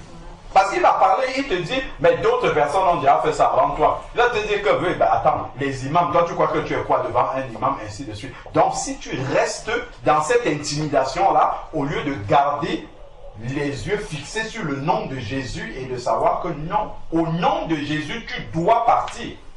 Parce que c'est le nom devant lequel tout genou fléchit. Toi là, tu dois fléchir les genoux. Et moi, j'ai l'autorité. Je suis mandaté par Jésus-Christ. Je suis son ambassadeur. Comme sa parole me dit, je suis son ambassadeur et tu dois partir. Comme le diable ne résistait pas face à Jésus-Christ, toi, tu ne dois pas résister. Tu dois partir. Et c'est vraiment la conscience de cette identité que tu as en Christ qui doit t'habiter. Et le diable, il va résister jusqu'à ce qu'il sente que ça, c'est un enfant de Dieu affermi qui sait ce qu'il est en train de faire. Et il n'a aucun doute de ce qu'il est en train de faire, qu'il est vraiment mandaté pour le faire, il a l'autorité pour le faire et il ne va pas partir. C'est vraiment ça. Je vois par exemple, il y a certains animaux comme le chien. Moi, j'ai souvent peur du chien quand il est déjà près de moi. Mais quand je le vois à distance, je sais comment l'affronter. Bon, normalement, je sais que nous avons l'autorité sur tous les animaux, c'est aussi écrit dans la parole. Il y a une sœur qui m'avait dit ça. Le chien, en fait, quand vous regardez dans les yeux, c'est un combat spirituel dans les yeux. Ça se passe dans les yeux. Et moi, justement, comment est-ce que moi j'arrive à ne pas avoir peur du chien quand je le vois venir à distance jusqu'à ce qu'il vienne de moi? C'est juste d'éviter son regard. Parce que je sais que si nos regards se croisent, il saura que j'ai peur de lui et il va prendre le dessus. Donc c'est comme ça que moi j'arrive à vaincre la peur du chien. C'est-à-dire que j'évite de le regarder dans les yeux et je sais que s'il ne me voit pas dans les yeux, il ne saura pas que j'ai peur. Donc je peux venir à côté d'un grand chien, tant que mes yeux ne se sont pas croisés, je sais qu'il saura, il se dira que non, lui il n'a pas peur de moi, ainsi de suite. Mais alors qu'à l'intérieur de moi, je sais bien que voilà, j'aurais peur. Donc le diable c'est ça, il attend, c'est le face to face, le face à face là, effectivement. Il faut qu'il sente dans tes yeux, bon, c'est une image, hein, dans le spirituel, il faut qu'il sente. S'il ne sent pas ça, il va pas partir. C'est vraiment pour ça qu'on parle d'un combat, un combat vraiment. Il va essayer, même avec Jésus-Christ, on a vu, c'est pas au bout de la première fois qu'il est parti. Il va essayer de résister, et il faudra vraiment qu'il trouve quelqu'un qui est bien affermi, qui n'est pas en train de jouer avec lui, qui n'est pas en train de lui demander son avis, qui est en train de lui ordonner en sachant ce qu'il est en train de faire. Tu vois? Et quand le diable trouve quelqu'un comme ça, il va s'exécuter. Hein. Ça, il n'a même pas le choix. Bon, ce qu'il n'a pas trouvé ici, évidemment. Mais vous, qui êtes-vous? Donc, ton identité va toujours passer au scanner devant le diable. D'où, justement, nous devons marcher dans la sanctification et toutes ces choses-là pour que le diable ne vienne pas devant nous et il commence à dire, toi tu es un menteur, tu es un voleur, tu es un ceci. Il commence à nous déshabiller avec les choses qui lui appartiennent. Tu vois? Donc, c'est pour ça, justement, quand on dit que ils l'ont vaincu par le sang de l'agneau, c'est parce que effectivement, le sang de l'agneau a enlevé de nous les actes d'accusation. Donc le diable ne peut plus voir en nous quelque chose qui lui appartient et réclamer ça. Parce qu'on a été lavé par le sang de l'agneau. Le sang de l'agneau a enlevé toutes ces choses au travers desquelles le diable pouvait dire ça, ça m'appartient, ça c'est à moi et venir réclamer ces choses-là. C'est pour ça qu'il n'a plus l'autorité sur nous. Donc il dit, qui êtes-vous? Et l'homme dans lequel était l'esprit mauvais s'élança vers eux. Donc on voit vraiment comment l'esprit peut utiliser les membres du corps dans lequel il est venu habiter pour faire violence à ces personnes-là. Qui êtes-vous? Il n'y a pas eu de réponse. Tu vois, c'est là vraiment que l'enfant de Dieu, si le diable essaye même de dire ça au nom de Jésus, toi tu n'as rien à faire ici. Mais là, qui êtes-vous? Il n'y a pas eu de réponse. Donc ici, parce que derrière ils ne pouvaient rien répondre. Ils avaient déjà dit tout ce qu'ils avaient à dire là au nom de Jésus que Paul prêche. Donc ici, l'homme, verset 16, et l'homme dans lequel était l'esprit mauvais s'élança sur eux, les maîtrisa les uns et les autres. Ils étaient 7 quand même, hein, contre une personne. Qu'on voit comment un esprit peut arriver, 7 personnes, 7 gaillards contre un seul. Une seule personne, un seul homme. Mais l'esprit les a maîtrisés les uns les autres avec une telle force qu'ils s'enfuient de cette maison. C'est eux qui ont fui. Ils s'enfuient de cette maison nus et blessés. Donc on voit vraiment comment le combat spirituel est rude. Quand tu vas sur le terrain du diable, il réagit rudement aussi. Donc il faut être bien, bien affermi spirituellement. Il ne faut pas être dans l'hésitation, dans le tâtonnement. Il faut qu'il sache vraiment que celui-ci, il sait ce qu'il est en train de faire et il va le tester. Il va tester vraiment si tu sais ce que tu es en train de faire. Si tu as confiance dans le nom que tu es en train d'invoquer.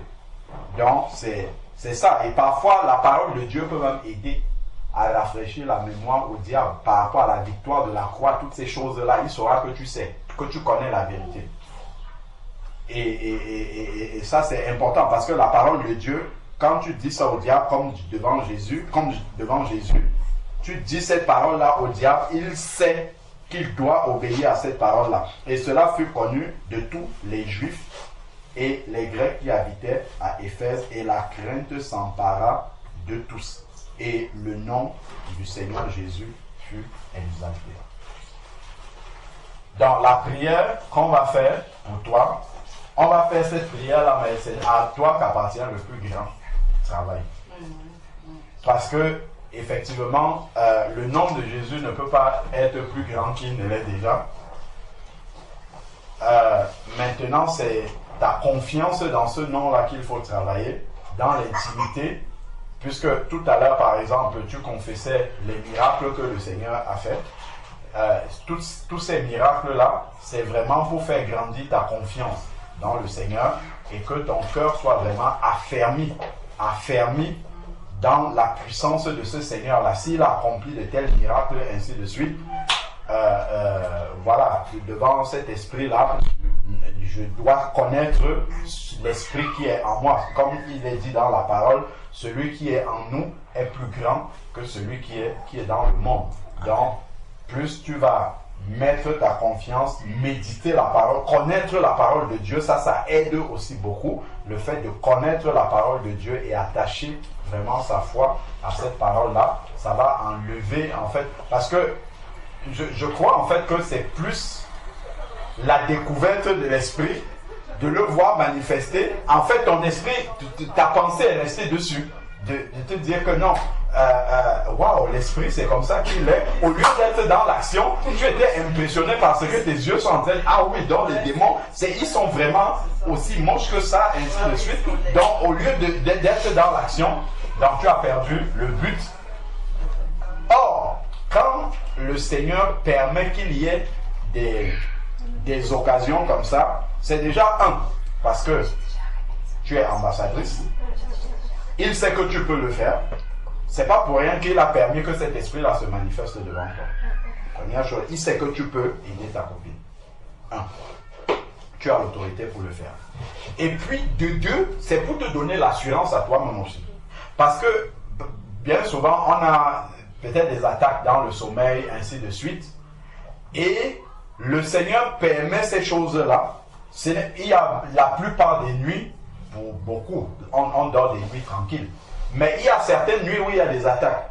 Et ce n'est pas que cette nuit-là, les anges étaient au repos et puis ils n'ont pas voulu combattre. Non, ce n'est pas ça. C'est qu'à certains moments, le Seigneur laisse que nous puissions voir et que nous puissions exercer cette autorité-là pour que notre confiance grandisse. Quand tu vois, par exemple, dans ton sommeil, quelqu'un a essayé de t'étrangler, tu as juste dit Jésus, juste même ton nom, Jésus, juste comme ça, et puis la présence mauvaise est partie.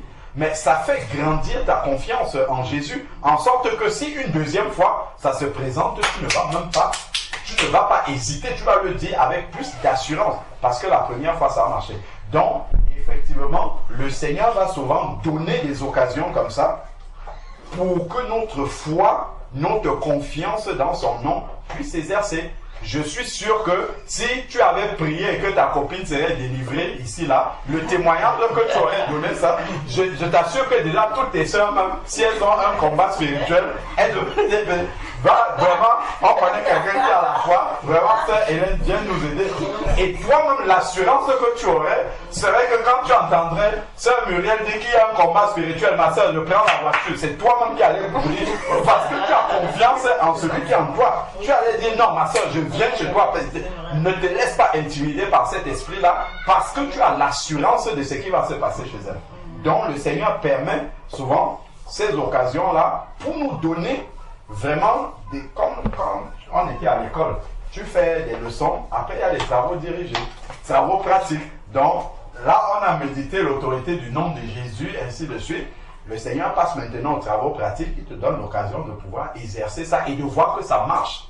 Et de voir que ce n'est pas que les écrits comme ça marche vraiment.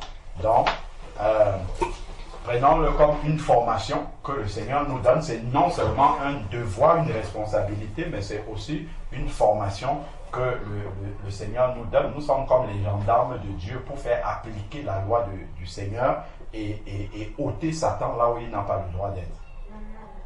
Amen. Amen. Je voulais ajouter quelque chose de très pratique. Souvent, quand on est en face des démons comme ça, ces fois, des démons veulent parler pour nous intimider. C'est bien, j'ai bien aimé, là, comme tu as précisé, que c'est pour ça que nous devons vivre dans la sanctification, d'être droit, parce que quand on n'est pas droit dans le Seigneur, cela permet que le démon puisse nous manipuler, nous intimider. Même si on est dans le péché, parce que c'est ça des choses que j'ai vues, on doit rappeler au démon que non, tu dis que, au fait, on n'a même pas besoin de parler avec les démons. Malheureusement, c'est ce qui est à la mode aujourd'hui, où les pasteurs, ils font la délivrance, ils parlent avec les démons, ils mettent ça sur Internet, tu vois, des conversations, des heures. Moi, quand je vois ça, je suis vraiment fasciné de voir des trucs comme ça. Dans la Bible dit que Jésus ne permettait pas aux démons de parler. Là, celui qui est spécialiste dans ça, c'est le fou là qui est aux États-Unis, non, qui est en Afrique du Sud, et qui, ce n'est même pas la puissance de Dieu, il parle avec les gens. Oui, tu es né en quel jour? J'étais vu hier, il commence à parler avec les gens, et c'est maintenant très populaire sur Internet. Mais ce que j'aimerais nous dire, c'est que même si tu es dans le péché, et que tu vas pour chasser un démon, que le démon te dit, ah, hier tu as menti, tu lui dis, au nom de Jésus, je te réprime parce que le Seigneur a payé le prix pour mes péchés. Je suis pur, et je t'ordonne au nom de Jésus, quitte ce corps. Amen. Mais tu ne vas pas accepter que lui te condamne, car la Bible dit dans 1 Jean chapitre 2 que nous avons un avocat. Tu le confirmes que non, tu as été lavé de tes péchés, parce que c'est la vérité. Mais si parce que bon, tu n'as pas d'assurance sur ce que le sang de Jésus a fait, il dit, ah bon, puisqu'il sait que hier j'ai menti, je ne peux pas le chasser, tu pars, il a gagné. C'est lui qui a gagné.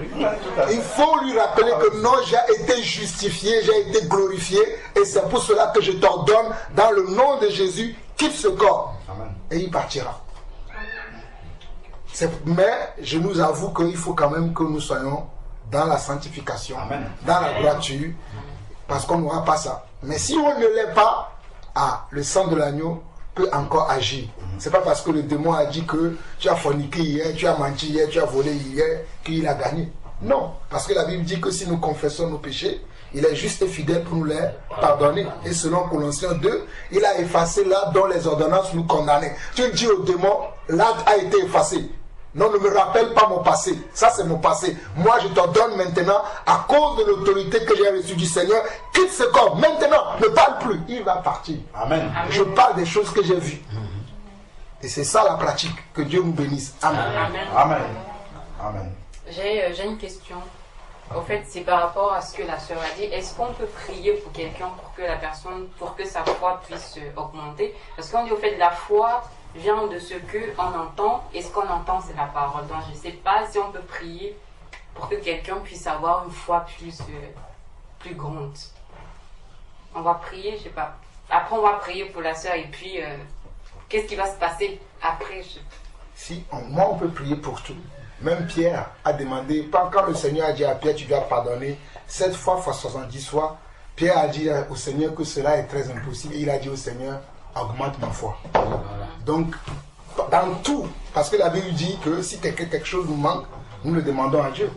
Donc, si je vois que la foi de mon frère ou de ma soeur est petite, je peux prier pour que Dieu lui augmente sa foi. Mais il faut que la soeur aussi ait foi, que Dieu peut lui augmenter sa foi. Parce que tout n'est pas la foi. Si moi je crois que Dieu peut augmenter ta foi, je prie pour toi, mais toi-même tu dis, ben lui il dit ça, est-ce que moi je veux avoir une foi grande? Et lui il va me chercher des problèmes. Dieu ne te donnera pas ça. Non, ne nous trompons pas à nous-mêmes. Tu peux dire, ah oui, il dit ça, mais peut-être si ma foi est grande maintenant, mes combats seront grands. Donc moi je ne veux pas avoir des combats qui sont grands.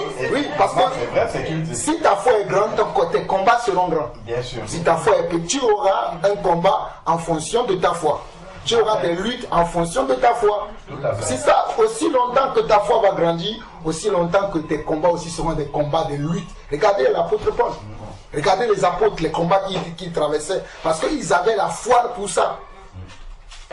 Par exemple, le Seigneur ne va pas permettre à Déborah aujourd'hui de se retrouver devant un grand démon parce qu'il sait que c'est aujourd'hui qu'elle vient d'avoir l'autorité. Le Seigneur va attendre. Il va commencer petit à petit.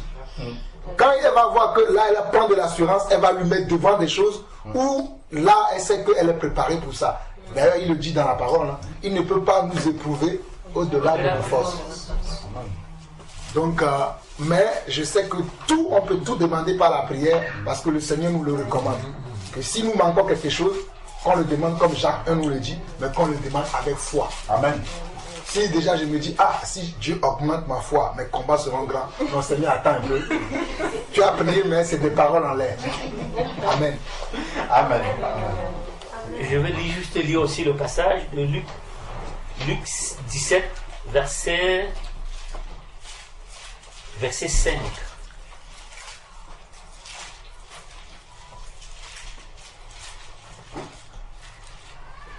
Amen. Où les apôtres ont demandé au Seigneur, augmente-nous la foi. Et c'est important, on doit prier pour que le Seigneur nous augmente la foi.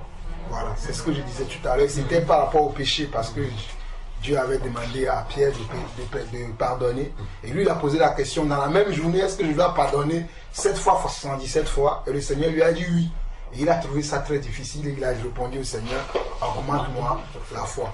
Donc on peut demander au Seigneur de nous augmenter notre foi parce qu'il y a des choses que personnellement, et c'est vrai, il y a des choses que personnellement nous ne pouvons pas faire si nous n'avons pas une foi qui est vraiment grande. C'est pour ça qu'il faut vraiment que nous demandons à Dieu. D'ailleurs, c'est quelque chose que moi je demande à Dieu quotidiennement. Je n'attends pas d'être déjà devant une situation difficile avant de demander au Seigneur d'augmenter ma foi. Tous les jours, c'est dans mes prières. Je demande au Seigneur qu'il augmente ma foi, ma connaissance, mon discernement, ma sagesse. Parce que c'est tous les jours que je demande ça. Parce que je ne veux pas attendre d'être devant l'épreuve avant de demander. Un soldat se prépare tous les jours parce qu'il ne sait pas à quel moment le pays sera attaqué ou on va lui dire va au combat. Donc tous les jours, il doit être prêt. Donc tous les jours, moi aussi, je dois demander au Seigneur d'augmenter toutes ces choses qu'il nous a laissées dans la parole, qui me augmente ça en moi, afin que le jour où je me trouve devant une situation où il faut que j'expérimente maintenant. Parce que comme le frère disait, on va avoir là, on est dans la théorie, mais la pratique, c'est les situations. Par exemple, ce que la sœur Hélène disait, c'était une pratique. Mais elle a eu peur et je la comprends parce qu'elle n'a jamais vu ça et s'est dit waouh, le démon là il est tellement grand.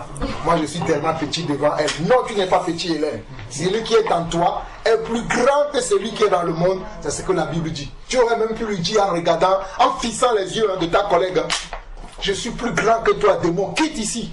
Parce que celui qui est en moi est plus grand que toi. Il va pas. Peut-être il va bouger.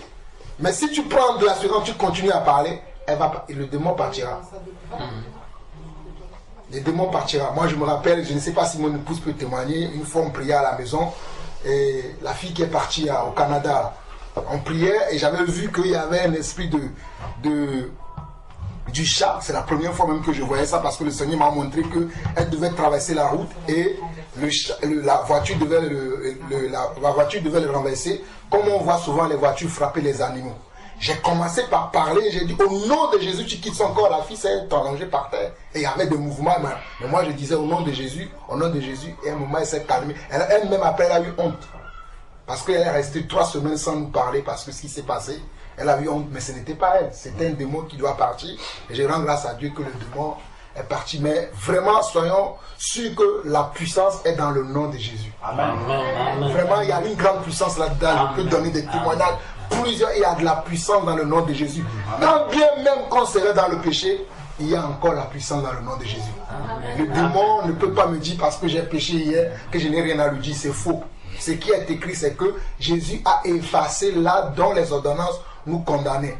Mais quand même, vivons dans l'obéissance, dans la sanctification, afin que le démon n'ait rien à dire sur nous. Comme Job, Satan n'a plus rien trouvé sur lui. C'est ça qui est l'excellence que nous devons chercher. Amen. Amen. Et puis, on doit savoir, quand on prie pour que le Seigneur augmente notre foi, tout de suite, il faut s'attendre maintenant à une épreuve. Tout de suite, on attend l'épreuve. Seigneur va nous éprouver dans la journée ou après-demain. Il va nous mettre face à une situation pour voir si vraiment cette foi-là en nous a grandi. Et c'est très important. Quand nous prions même, Seigneur, fais en sorte que je ne sois plus en colère, fais en sorte que je n'ai plus de rancune. Immédiatement, le Seigneur va mettre ça en épreuve, va nous mettre en épreuve pour voir si effectivement la prière que nous lui avons faite, on a cru en cette prière-là, on a pris ça avec foi et vraiment on est prêt à accepter. Mais si nous ne... Voilà, qu'on sache seulement que toute prière qu'on fait, Dieu nous met en épreuve par rapport à nos prières. C'est vraiment ça. Pour compléter un peu ce que le frère vient de dire, c'est vrai, ça m'a rappelé en même temps quelque chose que je devais partager ici avec les frères. Et c'était que, comme j'avais dit il y a 2 semaines de cela, quand on était chez la sœur Stéphanie, que des problèmes familiaux très souvent amènent à détester celui qui parle toujours de la part de Dieu. Très souvent, celui qui veut raisonner selon la parole de Dieu pour trancher une affaire de famille, on dit mon frère, prends ta route. Et ça, pour revenir à ce que le frère Nicanor est en train de dire tout à l'heure là, il y a quelques moments, il y a quelques temps de cela que moi et mes oncles qui sont à Venise, c'est vraiment pas ça entre nous. Et moi, pour tout couper, en fait, j'ai tout arrêté, toute communication avec eux. Et priant tous les jours avec la soeur à la maison, je demandais au Seigneur de faire de sorte qu'il y ait encore ce contact-là avec eux. Parce que étant enfant de Dieu et tout couper avec eux comme ça, c'est un peu difficile. Et surtout que quand ils vont par exemple en vacances, ils disent à ma mère, voilà ton fils même, c'est vrai que c'est notre neveu. Effectivement, je suis leur neveu de sang. Là où ils sont, si on parle d'héritage et autres, c'est moi qui directement, les gars, ils sont obligés de voir. Mais comme bon, étant chrétien, toutes ces choses-là, ces pratiques-là, j'ai dit, c'est... Mais... quand ils disent à ma mère, ah voilà, c'est vrai, ton fils, il ne nous fréquente pas, il ne nous appelle pas, si bien que même quand il est parti sur Paris, il ne nous a pas dit, il ne nous a même pas prévenu, tout ça. Mais c'est parce qu'il y a eu tellement de choses entre nous que quand je suis parti de là, j'ai dit à un seul qui, lui, il était vraiment en contact avec moi. Et même avant de m'installer, quand j'ai pris le numéro d'ici, un numéro ici, c'est à ce dernier que j'avais passé le numéro. Mais quand les gens veulent te salir, ils vont toujours trouver le prétexte partout. Bien vrai que je suis ici, mais quand on a un décès, par exemple, dans la famille, au village là-bas, ils savent où m'appeler pour que je paye ma cotisation. Donc j'ai trouvé ça à un moment donné, encore quand j'étais pas encore baptisé, j'étais pas encore enfant de Dieu, moi je raisonnais dans la chair. J'ai dit mais attends, ils se foutent mal de moi ou quoi? Vous ne savez pas où je suis, mais vous savez où mon argent se trouve pour participer. Donc à un certain moment, j'ai dit, mais attends, c'est bon là, vous arrêtez. C'est fini. Et puis, prions maintenant, devenu chrétien, enfant de Dieu, je priais et j'ai demandé au Seigneur de toucher le cœur de tout un chacun de nous. Pas seulement pour moi seul, mais aussi pour eux. Je vous dis que aujourd'hui, à force d'insister sur cette prière-là, quand la soeur est partie depuis lundi en Italie, elle est partie chez ma cousine dont je parlais tout à l'heure là. Les autres qui sont à Venise, parce que ma cousine, elle est à Milan. Milan, Venise, c'est à peu près 150 km, 160 km comme ça. Je vous dis qu'aujourd'hui, quand toutes ces personnes-là, ils entendent parler de moi, parce que ma cousine qui leur rencontre chaque fois, ils savent qu'elle est plus en contact avec moi. Et donc quand elle leur parle, elle dit, oh, lui là, laisse tomber ici, il est devenu Dieu l'a béni, il va devenir le pasteur de la famille. Parce que dans ma famille, effectivement, ma famille maternelle, il n'y a pas d'homme de Dieu. Il n'y en a pas. Ils sont tous catholiques ou animistes, c'est tout. Et j'ai commencé à comprendre quelque chose, c'est que ma cousine qui demande à ce que je partage la parole de Dieu avec elle, ainsi que son mari. Donc petit à petit, je commence à lui enseigner les choses, tout ça. Et quand la soeur devait partir, c'est elle-même qui a insisté à ce que la soeur vienne chez elle, parce qu'elle a besoin d'entendre certaines choses qu'elle ne connaît pas dans la Bible. Et la soeur dit non, j'ai déjà fait un programme déjà avec chez un tel que je dois être avec les enfants parce qu'il y a longtemps, on ne s'est pas vu, tout ça. Elle dit non, non, tu viens ici d'abord. Maintenant, si tu as quelques jours à aller passer là-bas, tu iras. Mais ton arrivée, c'est ici. Elle dit bon, d'accord. Depuis ces jours, elle continue de parler de Dieu avec la sœur. Elle continue de parler. Et moi, j'ai commencé aussi avec eux. Et en fin de compte, ceux qui ne me parlaient plus, depuis un certain moment dont on priait Dieu, même la sœur et moi, toujours elle dit, je prie Dieu que vraiment vous reprenez le contact. Parce qu'il n'est pas bon que vous êtes de la même famille et vous n'êtes plus en contact. Ces derniers-là, aujourd'hui, ils sont en train de faire un programme pour s'organiser pour venir rencontrer la sœur à Milan. Wow. Et c'est un parmi eux qui m'appelle, qui me dit, écoute, nous on est en train de s'organiser, il y a des choses et puis il y a les enfants qu'on n'a pas vus il y a longtemps, tout ça. Ouais. Même tu as eu même un petit garçon qu'on n'a pas encore connu à part dans les photos et tout ça. Mais on vient, on s'organise, on vient pour rencontrer ton épouse. Wow. Pourtant quand ils ne me parlaient plus, qu'ils avaient plutôt les contacts, même il y a un parmi eux qui lui tous les week-ends l'appelait ma femme, il avait tout coupé. Ma femme a insisté, l'appeler plusieurs fois. Ils voient les appels, ils ne répondent pas. Mais aujourd'hui, c'est ce dernier même qui est à la tête de tous, hein, pour venir la rencontrer. Et en même temps, ils disent à ma femme, paraît-il que vous êtes vraiment en train de marcher avec Dieu. Et ma femme lui dit oui, effectivement, c'est là où le Seigneur nous a conduit, qu'on est en train de faire actuellement. Mais on prie Dieu pour vous tous.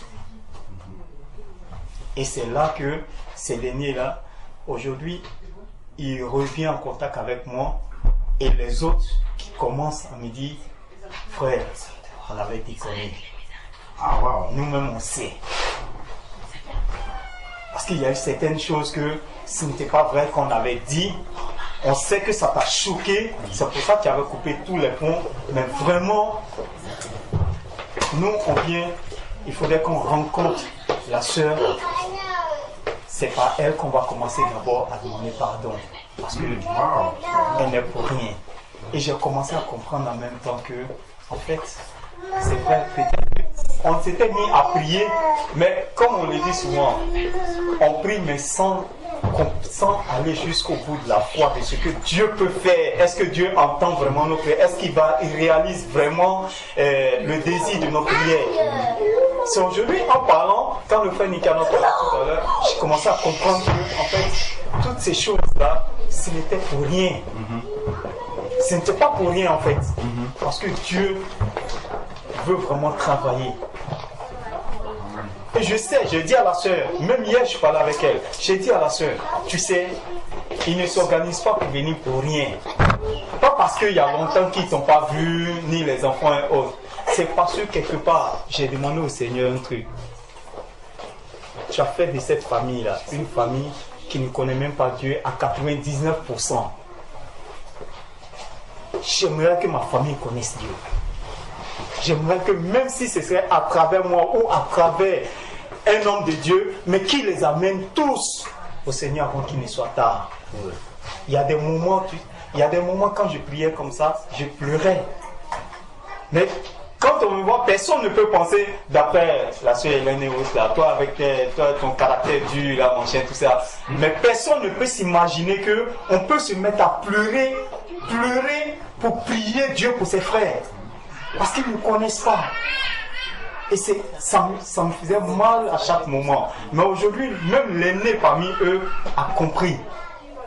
Et s'il cherche à rencontrer la sœur qui est présentement là-bas, je sais que c'est pour une bonne cause. Donc vraiment très souvent, on demande des choses au Seigneur, mais peut-être qu'on n'est pas patient. Moi, j'ai commencé à prier ça il y a peut-être de cela 1 an que je demande toujours cela au Seigneur. Mais c'est aujourd'hui que les résultats sont en train d'arriver.